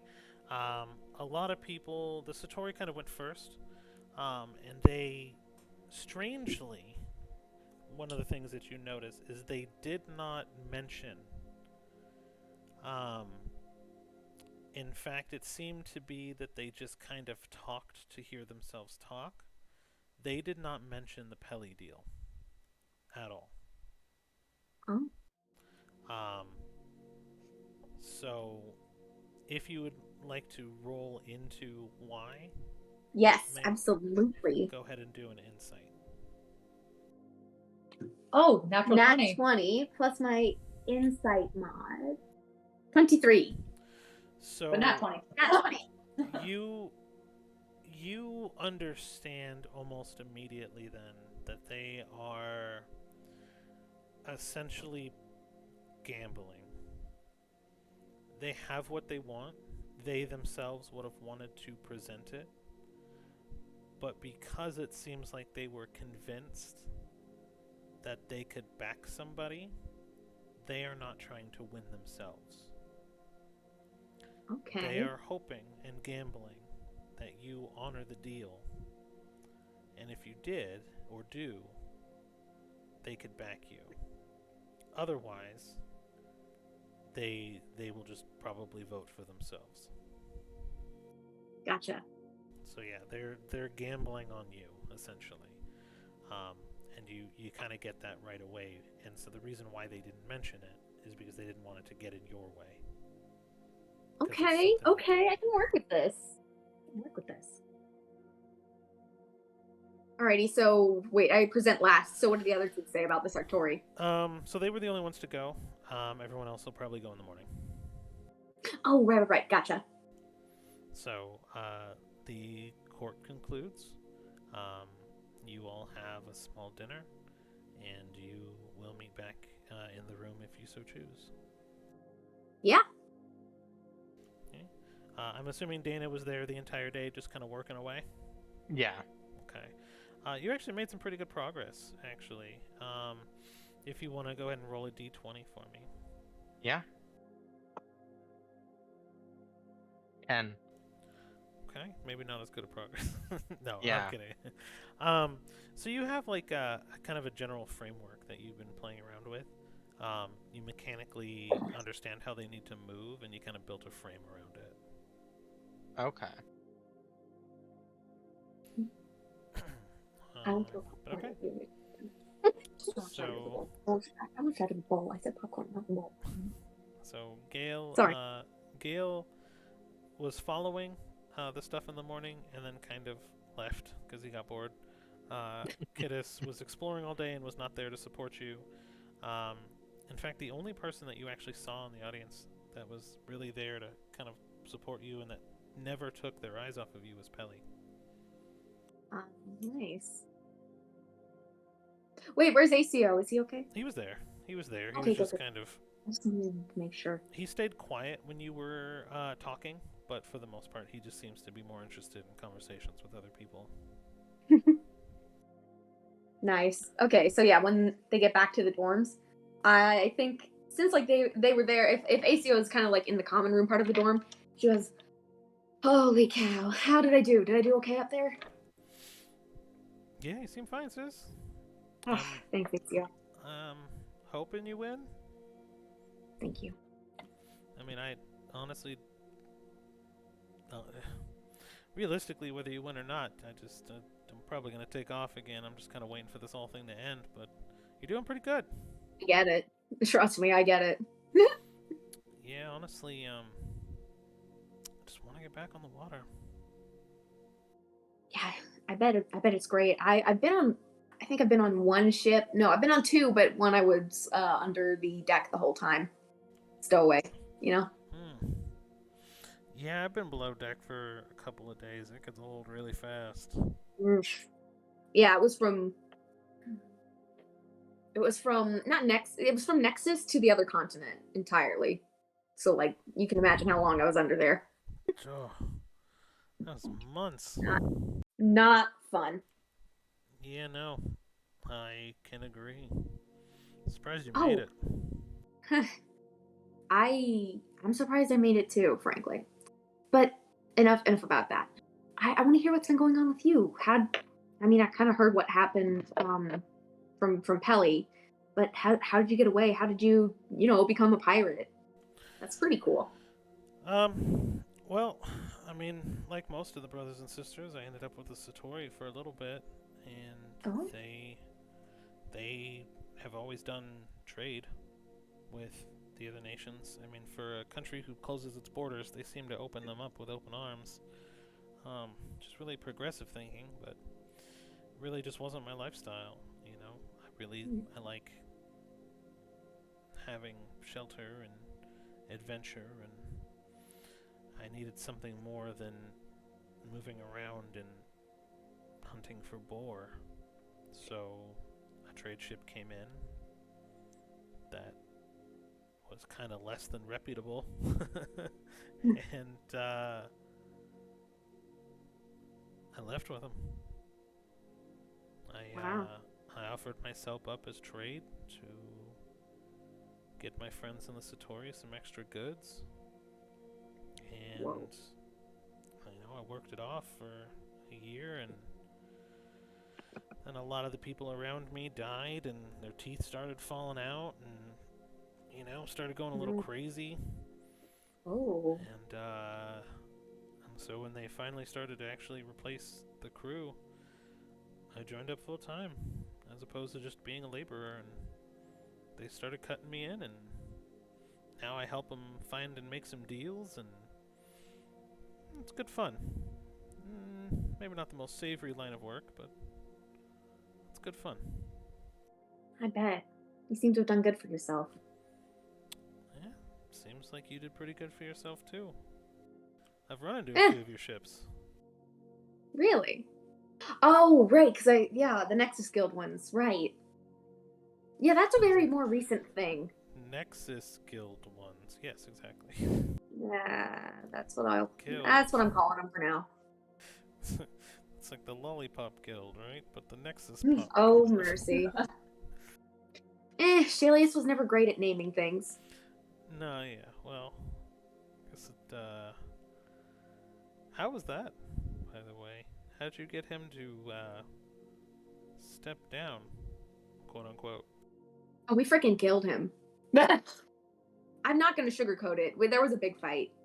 I tried to play nice. He wouldn't leave me alone. He framed me for a murder, put me in jail, visited me in jail, stabbed me. I used shocking grasp to absolutely light him up. I think I burned his fingerprints off with that. To be fair, he deserved it. And then when my friends broke me out, we went after him. We fought. A few of his men died. He died. They popped back up as these weird bone fae creatures. We fought them again. They died. My friend Gail lost an arm and a leg. We made prosthetics for Gail. And then we realized that I owned the guild, and then we left. So, bloodshed, murder, and thievery. Yeah, there's a bit more of that in my life than I would have thought. The piracy runs in the family from the sounds of it. It just kind I of... guess. He expresses, he kind of expresses his happiness towards you, kind of jokingly, but in thieves' cant.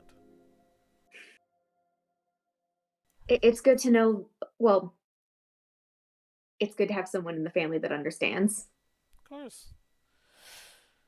If you end up ruling this place, if you ever need some odd jobs done, just let me and my crew know. We'll give you a friend and family discount. Thank you, ACO. Yep. He's like, well, I'm off to bed. And he kind of hiccups, and in that moment you realize he's just shit-faced. Sleep well, and make sure to take care of the hangover you're going to get in the morning. Hangovers are for losers. And he kind of just stumbles back to his Night, room. loser. And she goes to bed. Yeah, and she goes to bed. You have a fun day, kiddo? Yeah. Oh, it was fun. Good. I'm glad. Unrelated question. Who has access to the crown room? That's a very random question, kiddos. I'm not sure why you're asking that. Can I roll insight on that? You would probably do a history check. History check. Because you wouldn't fully know who actively does, but you would probably try to remember. Oh no, I meant an insight check on Kittis. Oh, an insight. Okay. Insight against your deception? I guess so. Yeah, I guess so. Oh, that's great. Okay. 13. 8. Dang it, you win. You have no idea why she's interested in the crown. All right. All right, can I roll a history for the who'd have access then? Sure. All right. Let's go with purple. Oh gosh. That's true. 25. It's pretty good. Historically, what you would have remembered is that the current leadership would designate the location, the security, and the essentially the guard of the current crown coronation gear, as well as anything of value that anyone needs to store that they traveled with.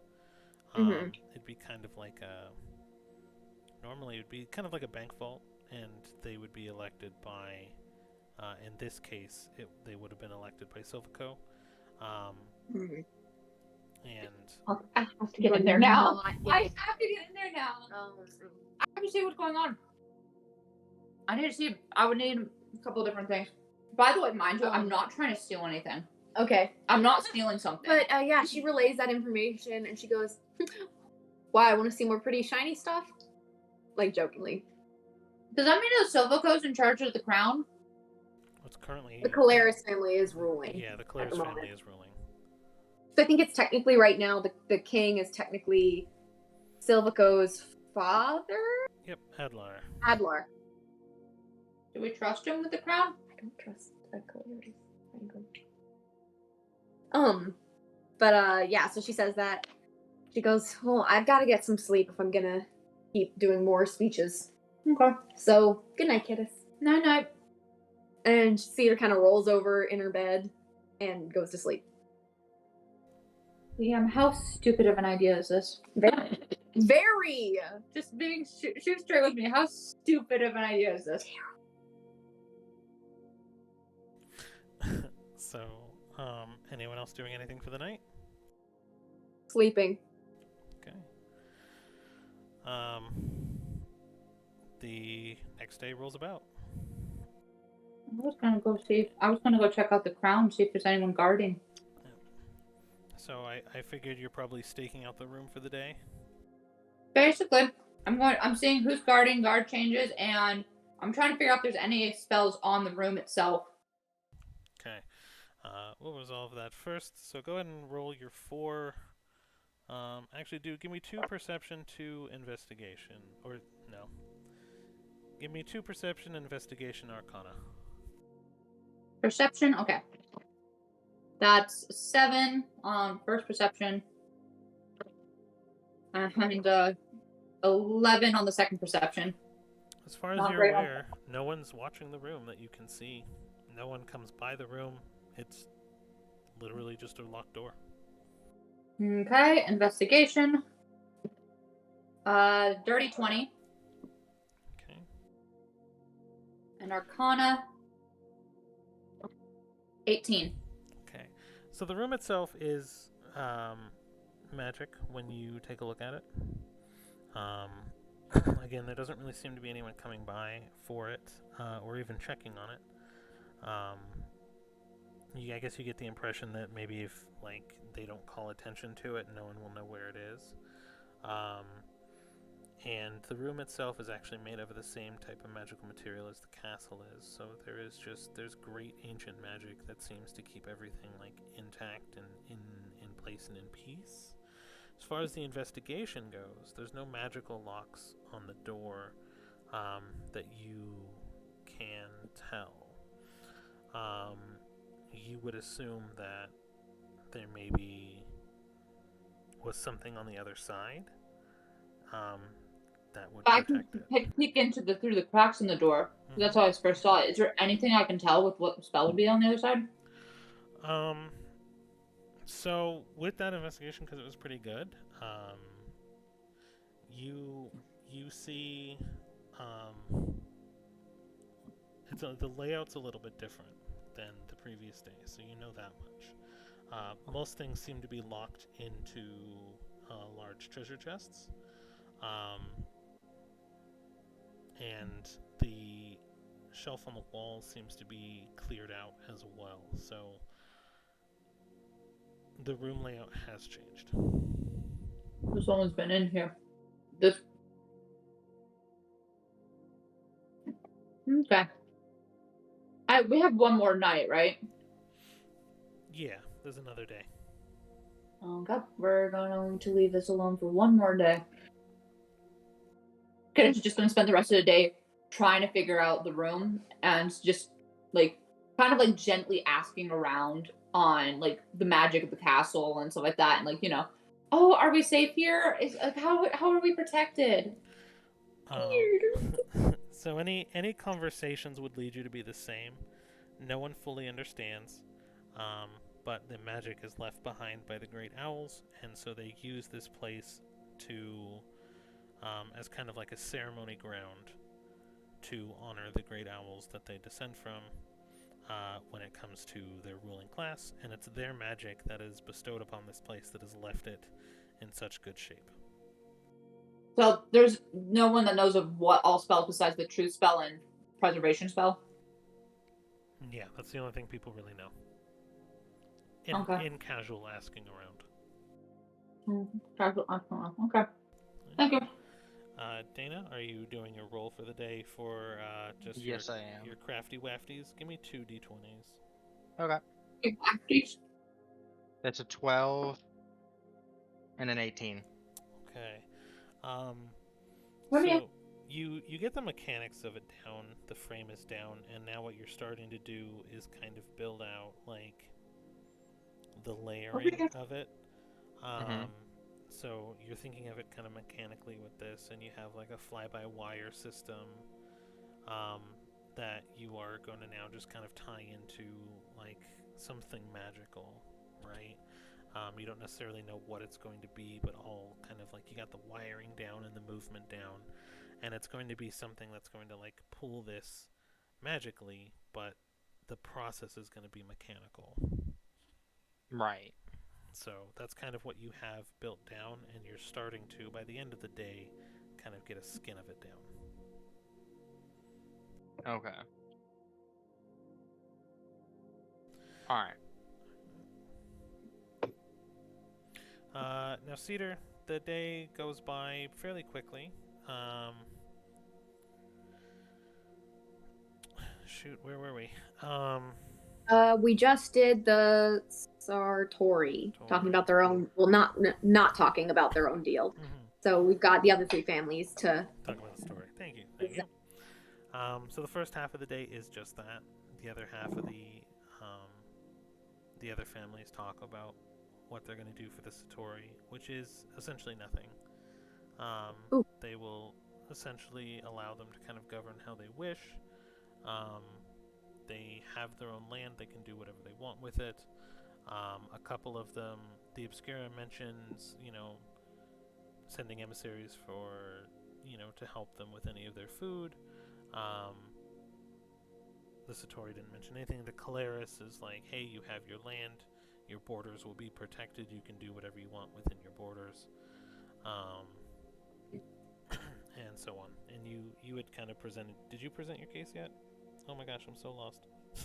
I think I present last, so don't worry. Yeah. Okay, so it kind of comes to you to present to them, and that is the kind of first half of the day.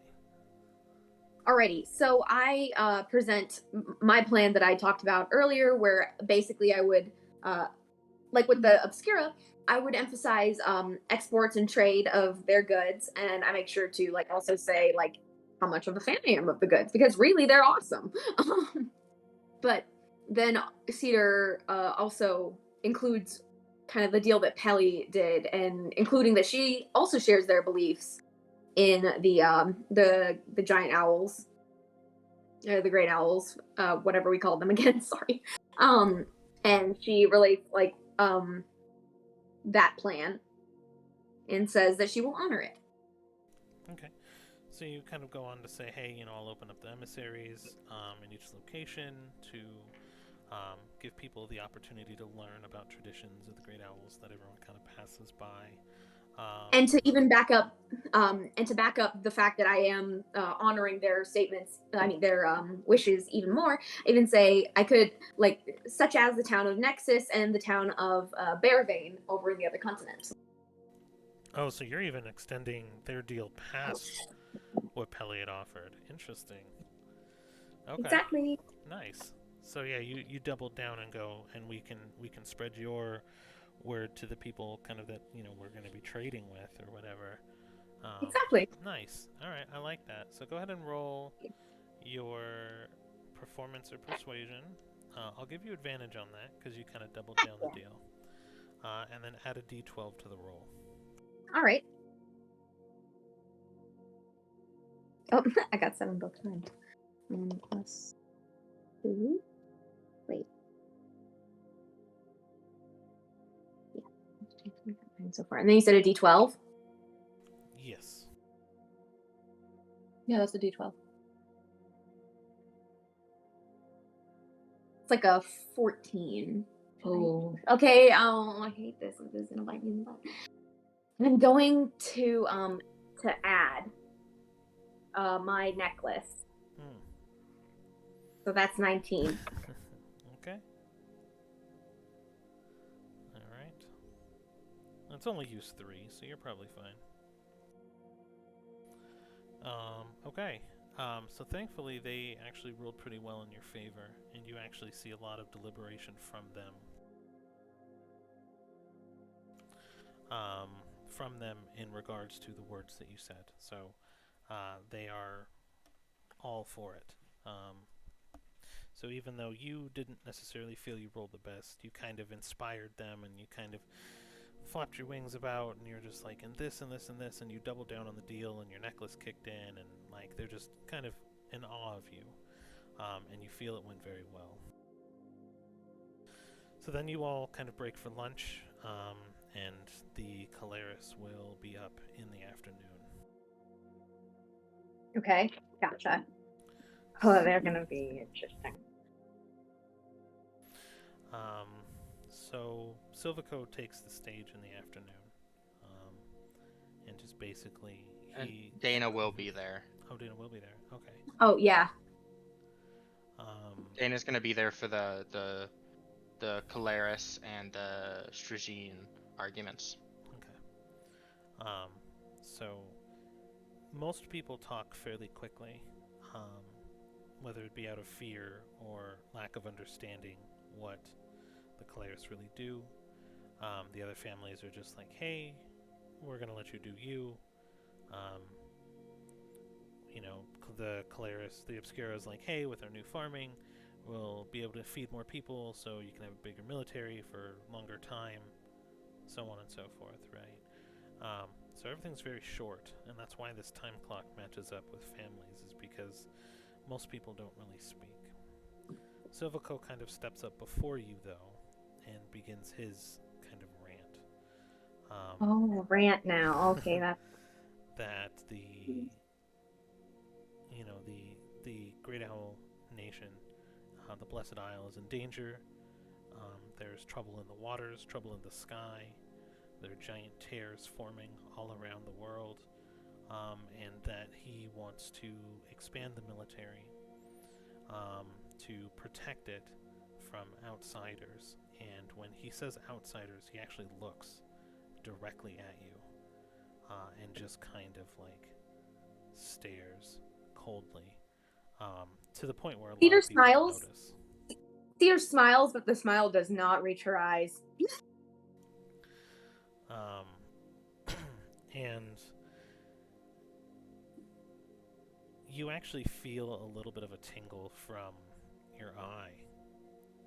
Oh gosh, no.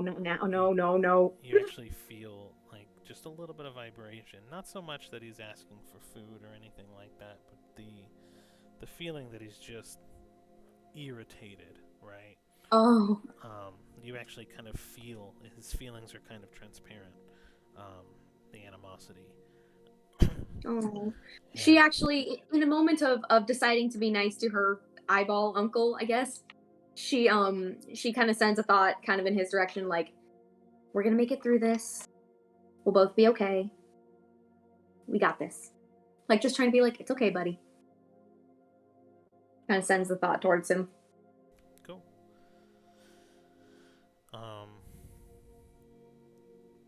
And he kind of concludes, and that he will be in charge of the next generation of defense of this island, and he'll, if it comes down to it, he's trained for it, and he basically tries to instill fear in people that there is something coming, and he's the only one that can save him.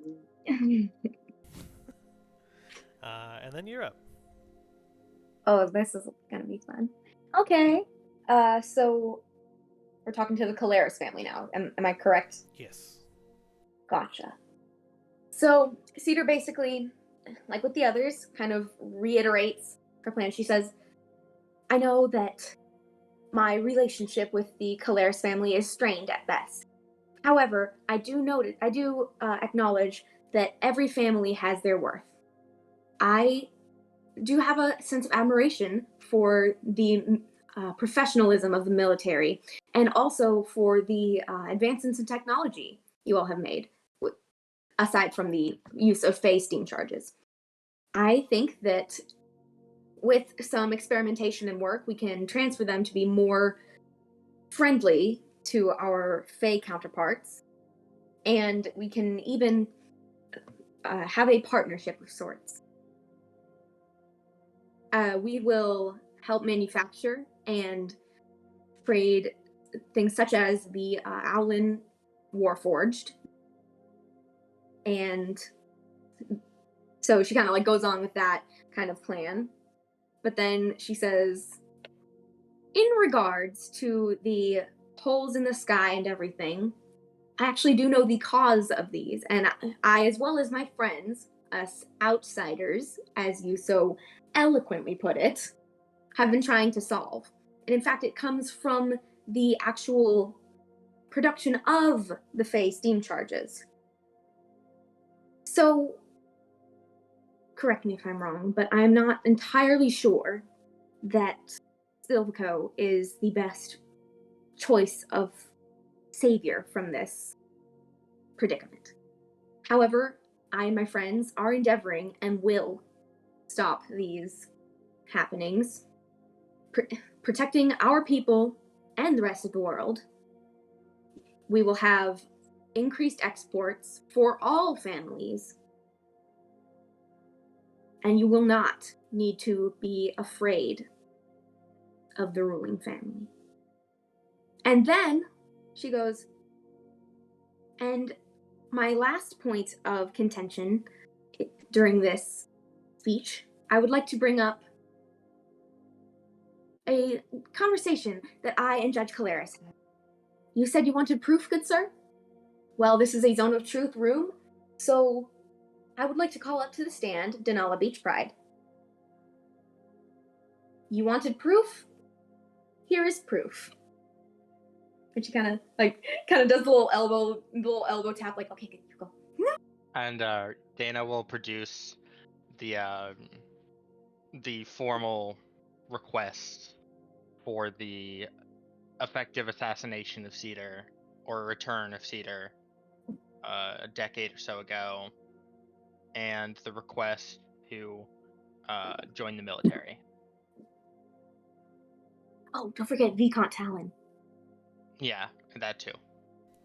Okay. So I'll need a persuasion from you, right? So you're kind of recounting the deal made with Silvico, the work you did for Silvico and the actual murder. And things Is there a like way that. I can aid this? Rain, you're having a crappy Christmas stat. Death. Wait. Yep. So is there a way I can give advantage to this? No, actually. Thank- Uh, Dang. Do I get advantage due to the fact that I have physical proof in the form of the documents? I will give you. I'll give you a bonus die for it versus an advantage. I'm down for that. So go ahead and roll a d8 in assistance to into your argument. Okay. The reason why you wouldn't be able to assist Cedar is because bringing someone else on stage at this point was kind of unorthodox, and it's more like you just kind of violated the space with someone else, like an outsider, being a part of the election. So like people are kind of taken aback by it more than, but they're also interested in like, is this actually a Please thing? tell me you didn't fail. So go call me an outsider. This is what happened. That would, with my bonus die of the D8, which I rolled a 5, that's a 19. Okay. Not bad. Cool. So then, Cedar, go ahead and roll your performance or persuasion then, and I will take the account into. Hold on, I have to do math now because there's other die involved. So go ahead and do your general roll for your persuasion performance. If you're adding the 5, and I'm adding the 5. I will not give you a bonus die for this. Makes sense. But you are going to have an easier time because of the 19 that Dana rolled. I got a 23 when I added my necklace.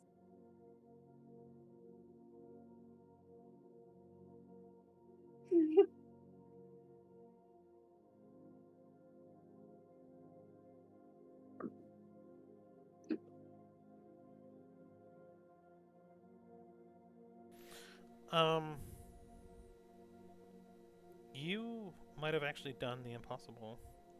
You see that there are 3 Caleris representatives that are talking amongst each other in like outrage and disgust.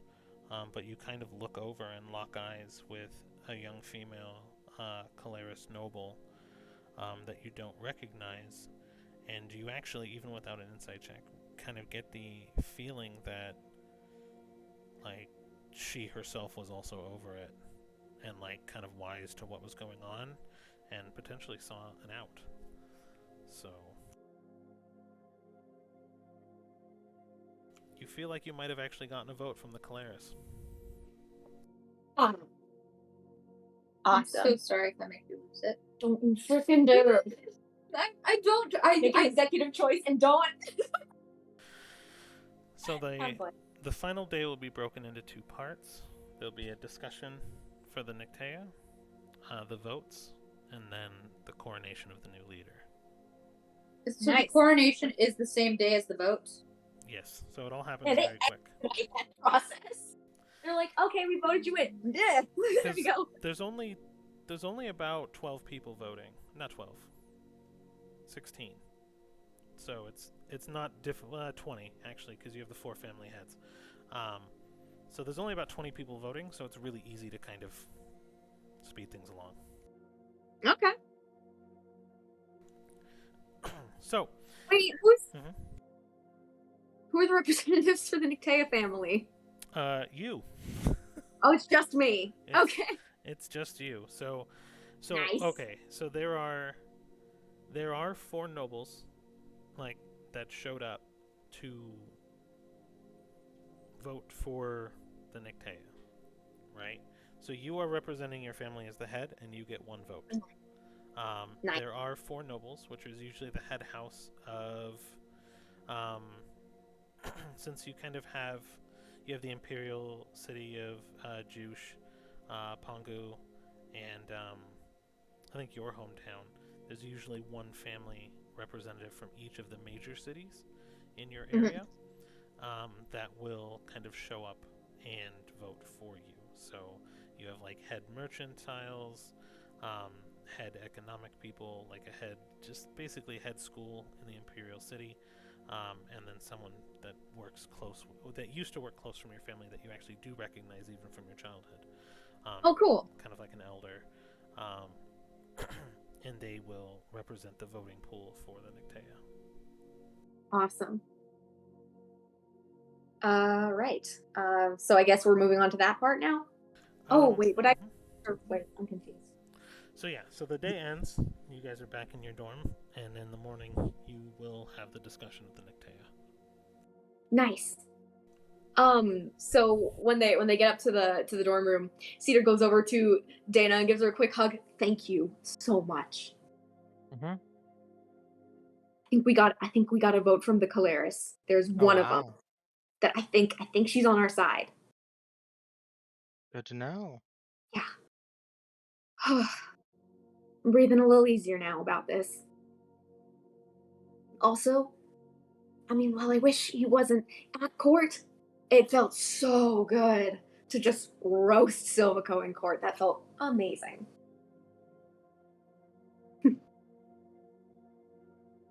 All right, I'm off to bed. Good night. She walks away. She's like, I'm tired.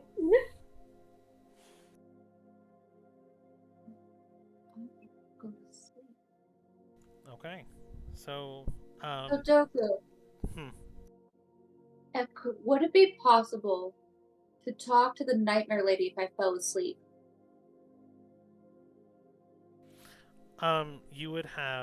you could, because you control the dreams that you have, obviously, because you're familiar. So you could potentially go to sleep and then have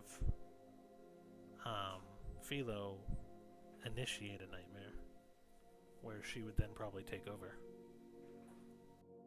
if she wanted to, right?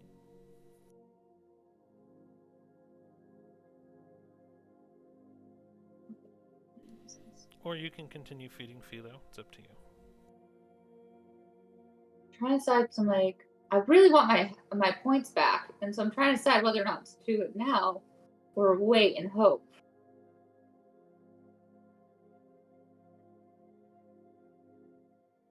I'm gonna spill at the nightmare lady. Okay, we're going to sleep. This will be Um, interesting. This is gonna be a bad idea. This is gonna be a bad idea. This is gonna be a worse idea than me breaking into the crown room. So you actually kind of feel Philo's sadness as he starts giving you a really bad dream. And it's moreover something that he's pulled from your memories of you being thrown into a crypt by your grandfather. But in this case, he's pulling a little inspiration from Abigail, and in your nightmare, every time you turn around, the statues of the crypts and the tombs shift around the room, and as they get closer, and you kind of look away and they get closer, and then you turn around and they're like right there, and they're moving and they're kind of swarming down into you. You suddenly actually hear a laughter, and Hi. the mood shifts.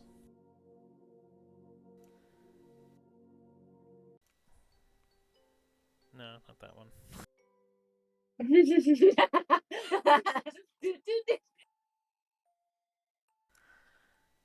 Next time And it's just the weed music. the nightmare, you kind of hear the shallow, raspy voice, and she goes, "Good job, Philo. I couldn't have done better myself." You called, and you're now kind of in just a white purgatory, and it's just you and this shadowy visage with a red eye. You took my health points, lady. I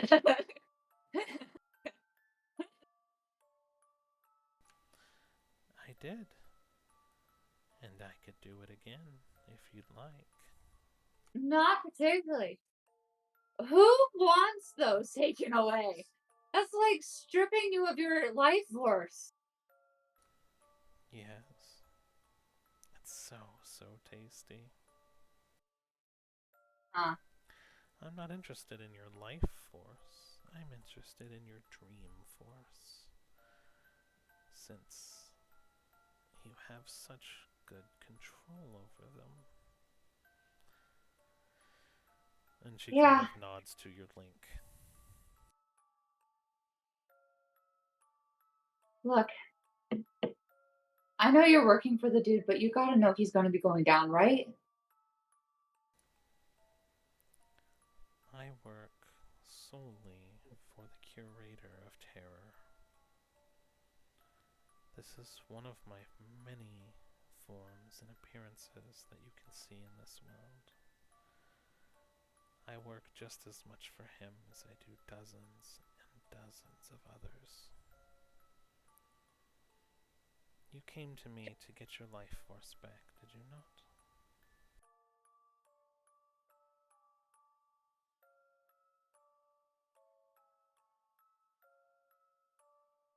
But if he's going down, you would know on what he plans to do if as a last ditch effort, right? No, You don't. He doesn't even tell you this stuff. I don't need to know because I know he will do it. And with that, it will break the fear inside the hearts of many. And that's where I get to come in and feed. I don't need to know what he does, only that he continues to do it.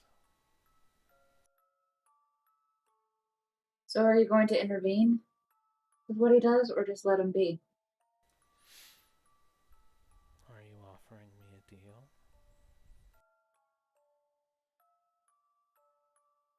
Depends on what you want. And it again. I will refrain from intervening. I will give you your health points back. And in exchange, I take Philo.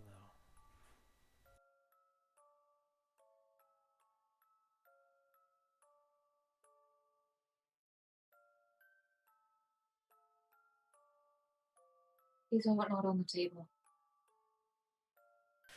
You needn't worry. I'll sever your connection before I take him. No, he's not on the table.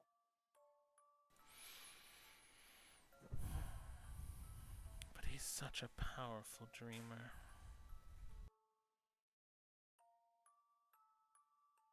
Maybe so. But you don't fully understand on what it means to be bonded. I'm only just now understanding. Then, perhaps,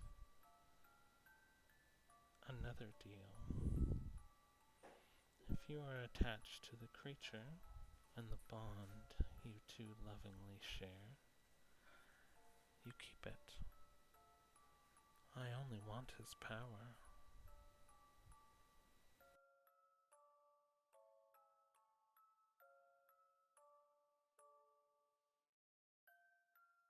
For what?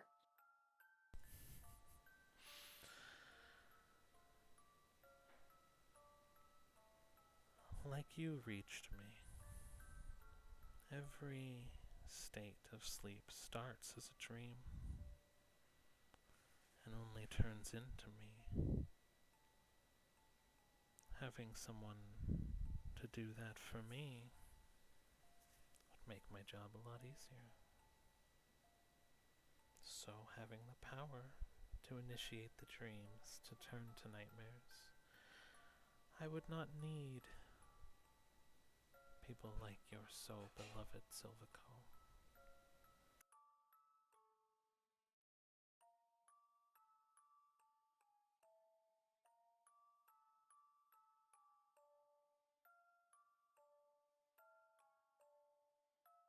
What if I took Silvico's place and made nightmares for you? Maybe.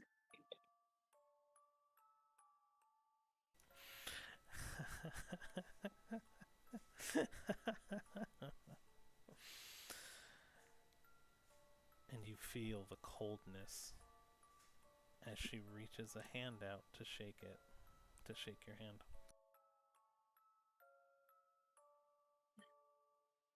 I'm screwed anyway, right? And she takes the hand. You feel what feels like an icicle penetrate the back of your hand, and it just hurts. But your life points will be restored to you. Your bond with Philo remains the same. I will not interfere tomorrow. But you must keep your promise. Feed me when you feel it's right. And our deal will be struck. Okay. You wake up with a cold sweat. This residual fear washed over your body.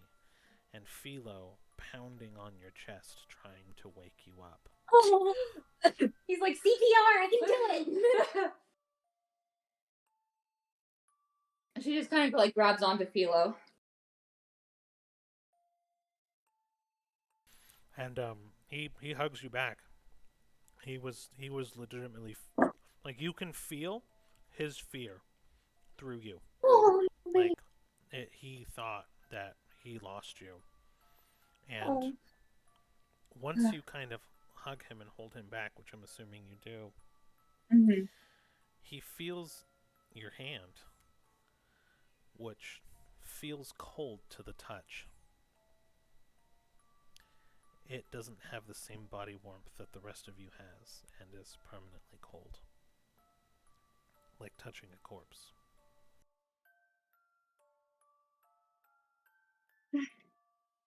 Well, I've been screwed since I was born. So, oh my gosh. you okay, buddy? And he just kind of nods and then nuzzles into you. And then he kind of, once everything settles for a moment, he smacks you extremely hard across the face with like both of his right side paws. Kind of like, and you're like, he's like, you're an idiot. But then he hugs you again. I know. But I'm gonna need all the power I can get, no matter where it comes from.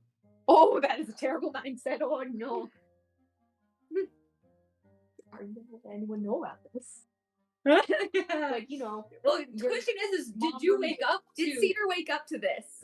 Should I roll to see if I woke up to her waking up? You're asleep. Right. Magically. It's okay if it's Philo. If it's Nightmare Lady, I'm going to throw a table. Probably Nightmare Lady. I'm gonna throw a table. Are you strong enough to throw a table?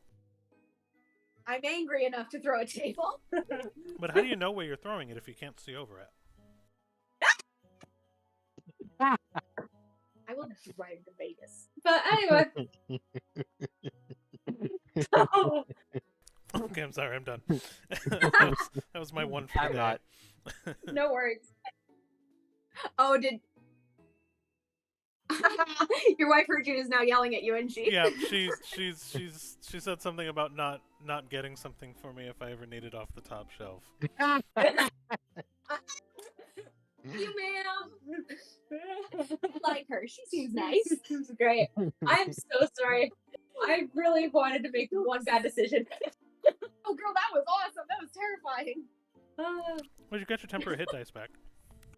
I do get my hit points back. I am now at the place I'm supposed to be. Okay. But anyway.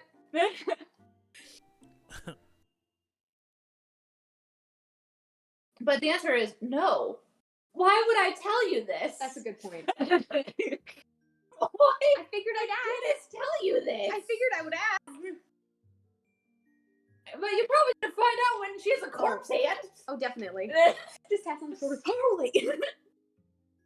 Just like when your friend like touches your shoulder and they've got ice cold hands. All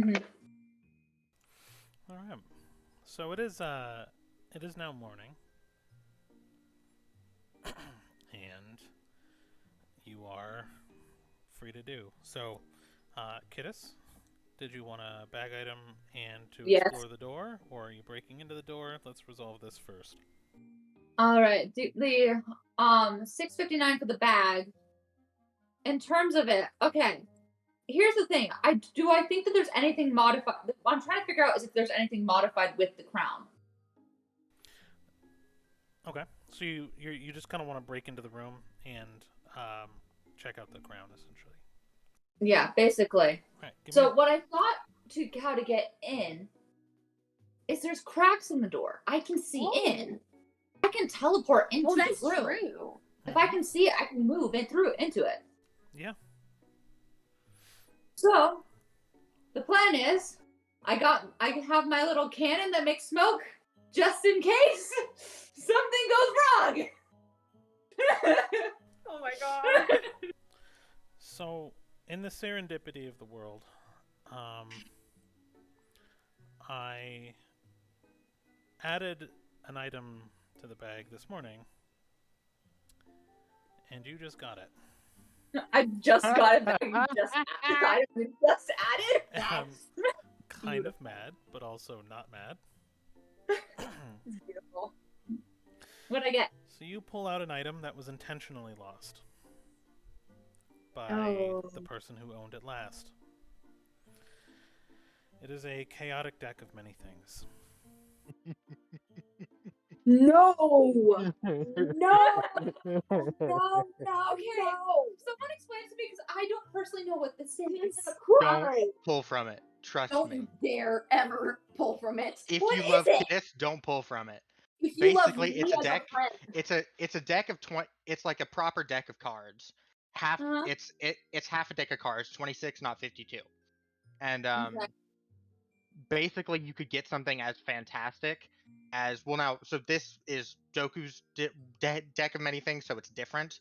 But the way the proper deck works is you could get something as fantastic as you get 5,000 gold worth of gems, you get a D3 use of the wish spell, you get free levels, you get a level 4 fighter that fights with you, or you could get things as terrible as your character loses their fucking soul and they're unplayable. They're trapped in a prison and they're unplayable. They lose levels. They lose all magic items on their person. They lose all monetary value owned by them, land and currency, things like So that. basically, so the chaotic thing, so it's intentionally lost. We don't know whether or not it'll actually give me anything good. Burn it. What? No, I am not burning any of my things. Lose it again. No. Besides, Each card, as you kind of look through, because you can see each individual card and you can see their names and what they do. And when they are pulled from the box one at a time, because you can choose how many you can draw, it has to be an intentional draw. So you see, the sun, the moon, the stars, the throne. Basically, they're all made out actually of very thin layered ivory, and all of the artwork is actually essentially flaked gold. So it's gold and silver embedded into ivory, and you can actually feel that this cards were made out of the bones of ancient magical creatures. Now, I should also mention this is our first legendary magic item. yes. So this is not the standard deck of 22. It has the standard deck of 22. However, you see 4 mystery cards that just have gold, silver, copper, and a black ichor of just question mark. so basically, I can't. So these cards, though, I can't tell what specifically they are. Like any of them, of what they would be if I pulled them. No. The random draw. You only know once it takes effect. And you have to intentionally draw the card for it to be effective. I love my character. I'm going to go cry. So wait, question. Could I do something where basically I just have someone else pull Yes. and it affects them? Yeah. There's so many things I can do with this, Sophie. So, question: does Dana come across Kittis while she has the deck out? I guess it really just depends. You're not sharing a room, and she drew it from her room, but she is looking at it, essentially. I'm assuming going through it to some degree. Yep. But I'm definitely, if I see anyone coming in, I'm definitely hiding it because I'm like, no. No one's taking this away from me, guys. If you take it away from me, I'm not forgiving you. Well, then I'm gonna knock on the door. And into my bag of holding it Well, goes. sorry, not knocking on the door. Looking through it to get a perception check is more what I meant. Why would you do that? You'll see. Because it's Dana. You're being creeper? No. So here's how this will play out thematically, because it happens every morning. Someone comes to collect cedar. So as that person comes in to collect cedar, Kittis is putting the item away, and Dana would see the open door. So you can roll a perception. I don't know how much you're going to see, though. Just given the way this would make sense, because you hadn't declared that you were spying on them. You know what I mean? Right. Then, but there would be that opportunity, right? Because someone has been coming to collect them. So, go ahead and roll your perception. 17. Okay. Hell! No! Since this is all happening at once, Kittis, go ahead and roll a sleight of hand. Natural 20. Damn. Okay. Okay. Well, I wanted to give the opportunity. Yeah. No. But I can't argue that one.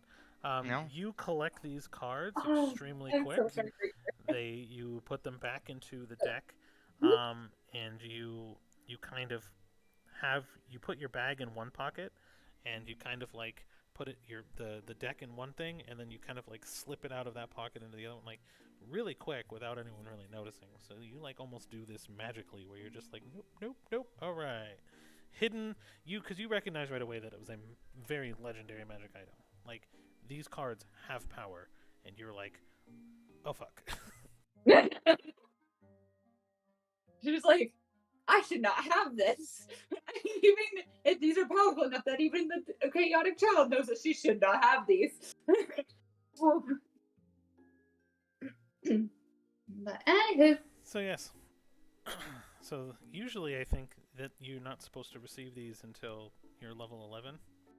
And I'm just annoyed because there's about 1,100 items left in this bag, and I put it in 4 places, and you pulled it today.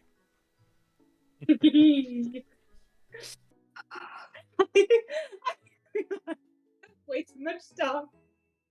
I have a migraine. I am so happy. Kidding. You and me both. Oh, Aww. Well, that helps a little bit, but not a lot. But But anyway, is there anyone? So as time goes on, you're going to the political thing. So there's no one around the crown room No. because it's voting day. well, In I have the to morning. do the Taya part. Yeah, but you have to do the Nikkei part, yes. But But like, then, yes, it's voting everyone day. would be going over there for Yeah. the voting. Yeah, so no one would be collecting this crown until coronation, which would be 1 or 2 p.m. So the morning would be clear. Okay.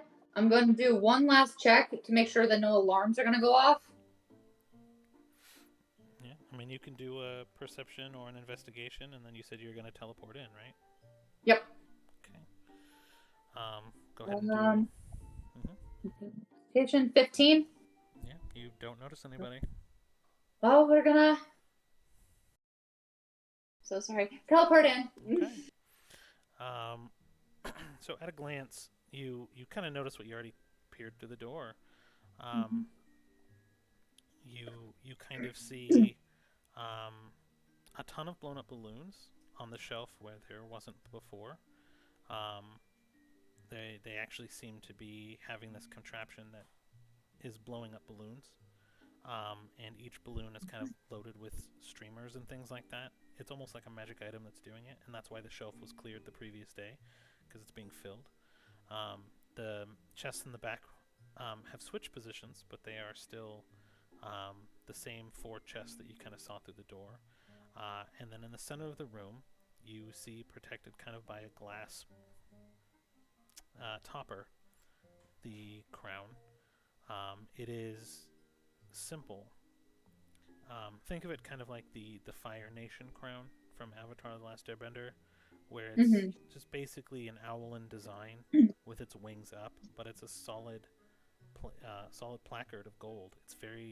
It looks like it would be heavy, but it's kind of engraved to some degree, but the design is very simple, and it's made to kind of slip in between feathers and kind of wrap around the head.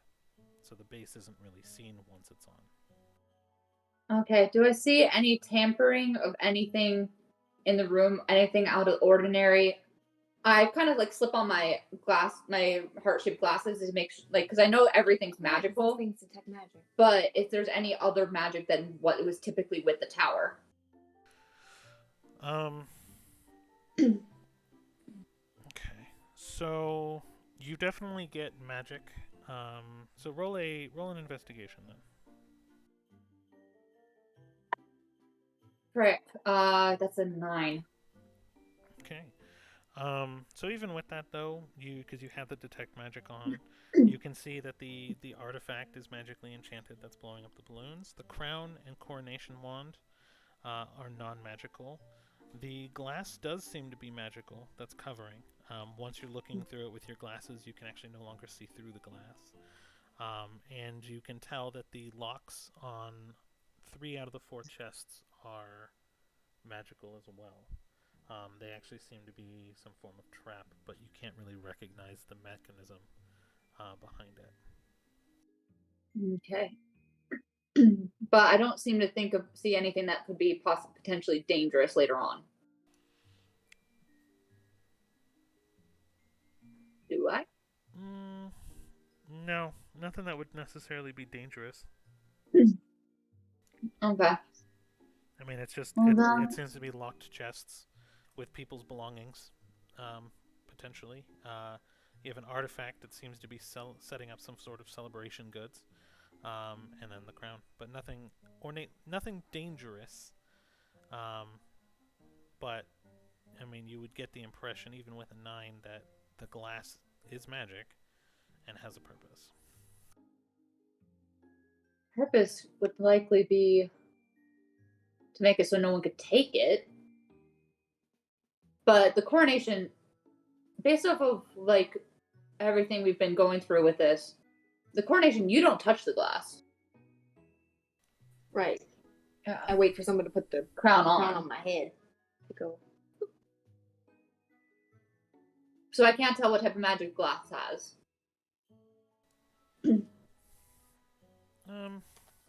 It's a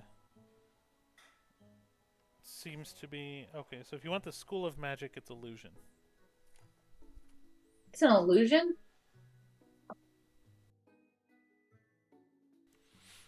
It is okay. It's an illusion in the School of Magic, and when you're using detect magic, you can no longer see through the glass.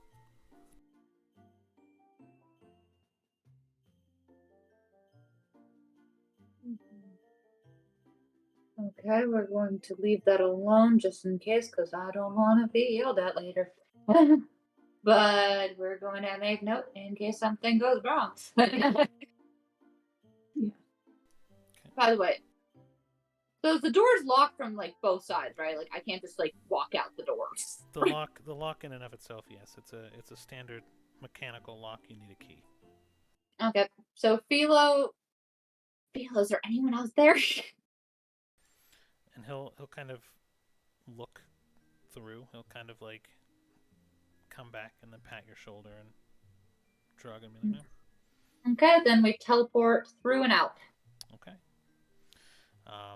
So that is resolved. So we cut to court. Here we go. And really, not many people know what to say for Nictea, which is why it was scheduled the last and with the least amount of time. Feeling the love. Yeah, Silvico does kind of step up and go and kind of smile, and he just kind of really only says one or two lines and just nods to, I promise that if I'm leader, the misfortune that has fallen upon the Nictea line will stop. And it's kind of like I can end you just as easily as I can keep you going. You don't need to insight to read between the lines. He's basically going, hey, I screwed you guys, and if you guys want any semblance of peace, you'll shut up and roll over. And then it'll be your turn to He speak. He doesn't know he doesn't have his nightmare lady anymore. It's gonna be so funny. It's gonna be a rude awakening. So Cedar walks up and looks at the Nictea representatives, and she goes, "It's good to be here today. Thank you for coming." And then she she restates kind of her plan, and is like, since we are the more academic center of the Blessed Isle, I believe that we will start up partnerships with other schools within the main continent and within Nexus, so that we can spread the network of knowledge throughout our world. Our family will be safe once more. And with positive relationships with each and every family, I can assure a real peace. One not born out of fear, but out of camaraderie and true harmony between the four families.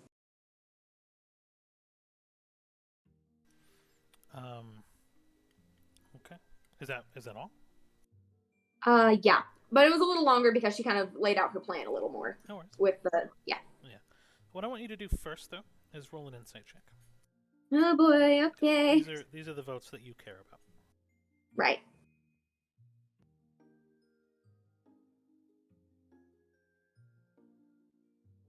Dirty 20.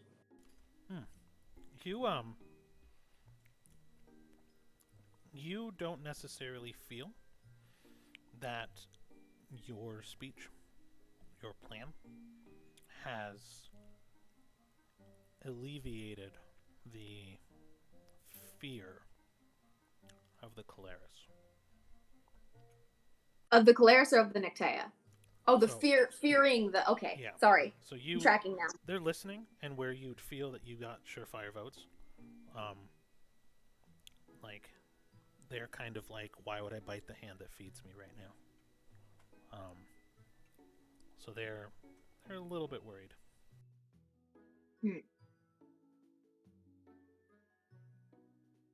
All right, then I'll add a little bit to it then.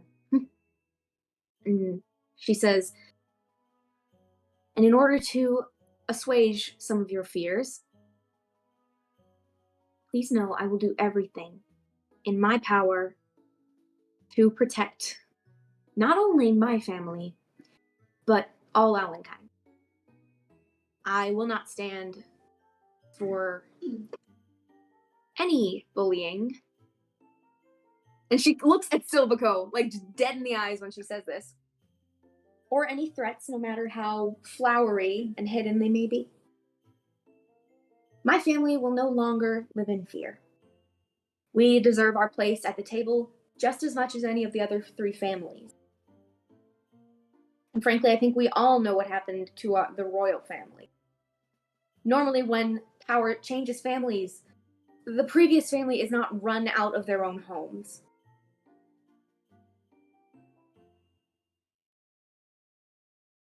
Okay. So rest assured, I will not allow this to happen again. And with that, she goes back and sits down. Okay, so go ahead and roll your your address. Add a d6. Add a d6, gotcha. And then let me know if you're using your necklace or not. Oh. I don't think I need to. 23, no necklace. Nice. Okay.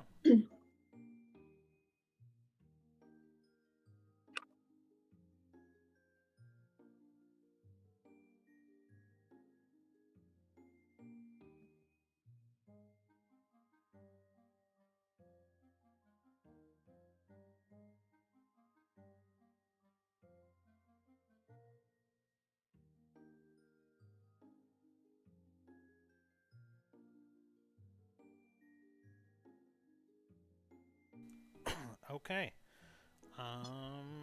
So now it comes down to the final 4 votes. So who do you vote for? Who do I vote for?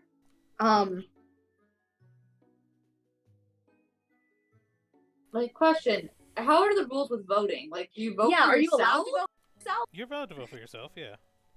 Because, like, that just feels weird to It feels not weird. vote for yourself when Yeah. you're running. Not necessarily.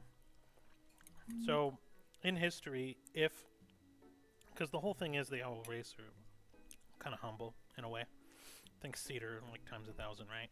But like they get the job done, but at the very core, like if someone came along and was like, you would be a better ruler. Like the Satori right now are not voting for themselves, right? They would be voting for Nectea, like on the individual vote. So you say like, oh, why would that be the deal? But like Pelly made a deal on behalf of the Nectea for the Satori, right? And so it's just a matter of most families would vote for themselves unless they had a reason to be swayed otherwise.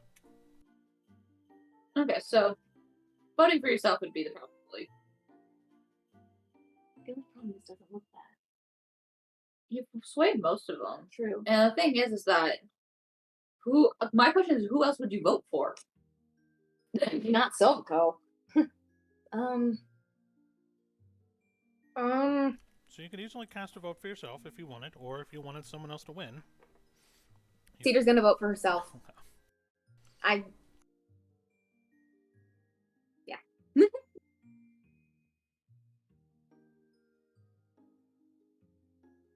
Okay.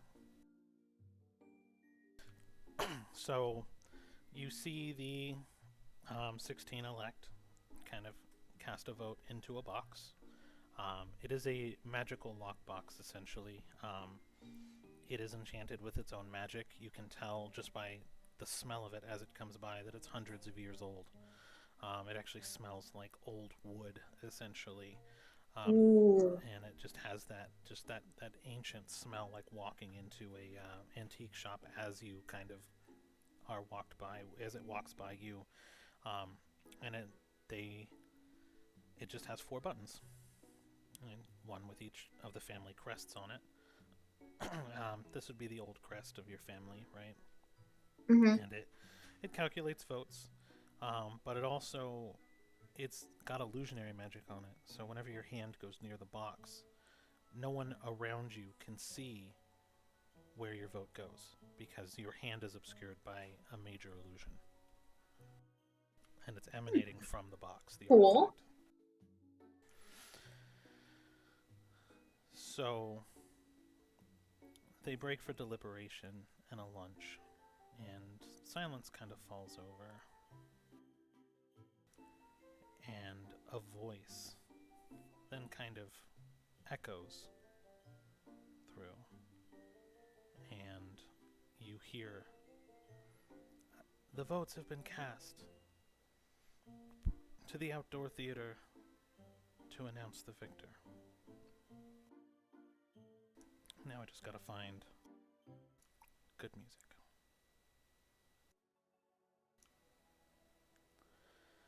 I slip on my crown of ice. The unmeltable ice. So, who all gathers outside? I'm getting the map now. I'm assuming I do. I go outside. Yeah. I kind of stick to the edges, but I mean, obviously Cedar's there. Cedar kind of has to, yeah. Yeah. yeah, I'm outside, but I'm like close to the edges. No, I don't want to stay anywhere near the center. So this is kind of an outdoor amphitheater.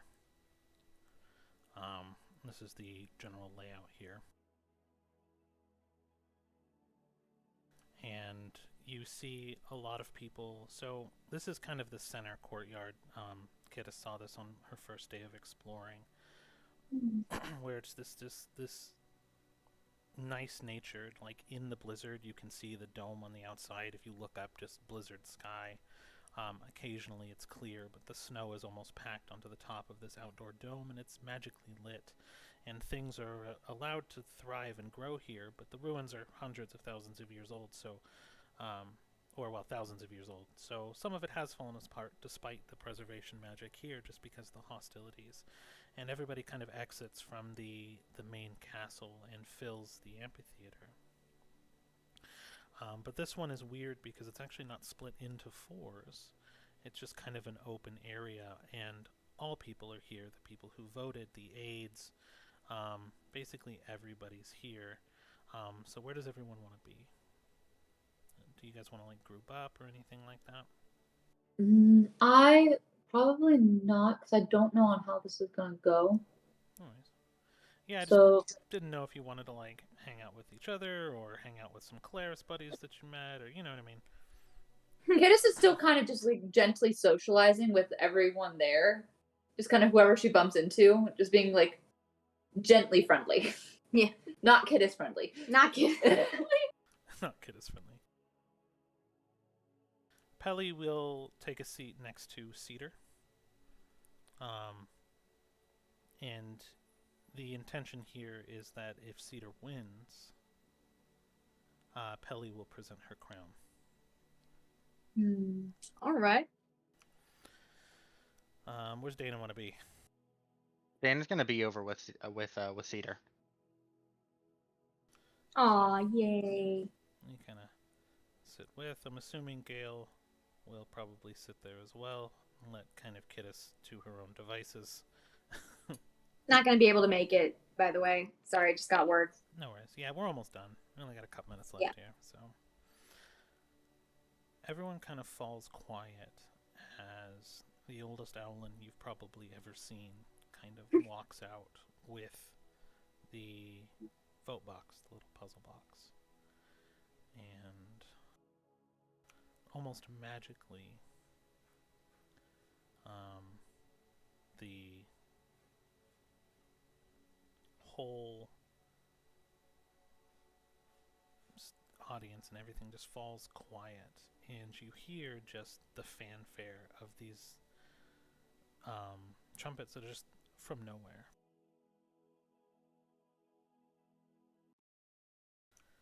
And everyone just with bated breath as the old man holds up by the tips of his wings this box, and he presses a bottom on the bottom. And the crest that comes and displays on the bottom of the box is formed as he spins the box backwards. And you see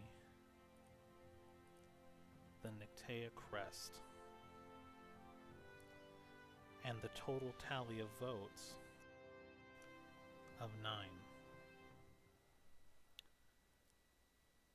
She won by 1 vote. oh, You are so lucky I didn't get caught. So lucky. Yeah. You had me scared the whole time. Wait, two, I lost a three. year off my life. Oh, 10. Sorry, 10. She won by a majority because that last Satori vote. So for players, Nice. it was 2 from Obscura, 3 from Satori, 1 from Caleris, 2 from Nictea. Then Satori leadership, and then Nictea leadership being Cedar. So you won by 1, essentially by majority. And the Grand Owlin announces your name. Cedar Nictea Stragine. Please step forward. Oh my gosh. You hear Cedar go, oh my gosh. And then she like gets up and approaches. I'm guessing that little like, okay, yeah, you got it. You'll move it. I gotcha. And Thank you. Pelly at your side takes place kind of next to you. And 2 more guards kind of come out. One with the shelf of fanfare, and the other with the crown and coronation wand. And he hands the crown over to Pelly, and he runs his finger 4 times over the glass as it falls off and cracks and disappears into the ground. And Pelly hands you the coronation wand and asks you to turn around. Cedar holds the coronation wand and turns around. And Pelly sets down the pedestal and picks up the crown.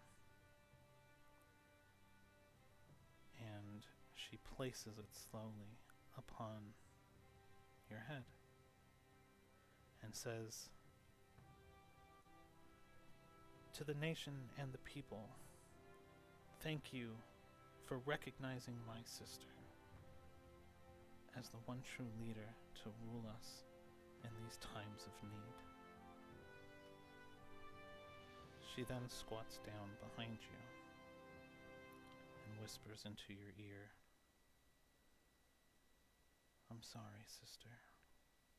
I knew it was gonna go wrong. Say goodbye. And Say goodbye to Mother for me.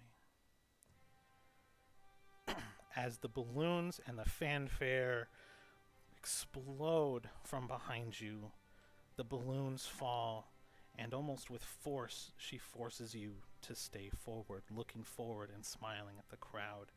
You see these dozens of hundreds of balloons fall. Then you actually see some green ones that are actually bouncing across from you and just around you. And these streamers are just falling over the mountains, and some of the balloons fill up with helium and then just are being released. And they're all minor illusions, so they turn into doves, and the doves and owls, like barn owls, like fly into the dome and disappear, and everyone begins to cheer. And you feel a warm splash of liquid on the back of your head and neck. You feel this small jolt of what sounds like metal on metal as your crown falls to the ground in front of you. You look behind you, and a sword has run through Pelly and knocked your crown off. It rips through her entire body as she falls down to the ground lifeless, and you see Silvico standing there. "No, this wasn't supposed to happen." And everybody screams. And I think that's what we'll end it. Oh, come Yes. on. Oh my god! I'm killing him. I'm killing him. I'm killing him. Uh-huh. I'm so killing him. He's dying. I want some. I have nightmare powers. That. Oh my gosh. anyway. So yeah, Oh, I do gotta run, so I'm gonna go ahead and end the session here for everyone streaming. Hope you all enjoyed. Amazing. thank And you guys for watching. yeah, you we'll so see you much. guys soon. See you soon.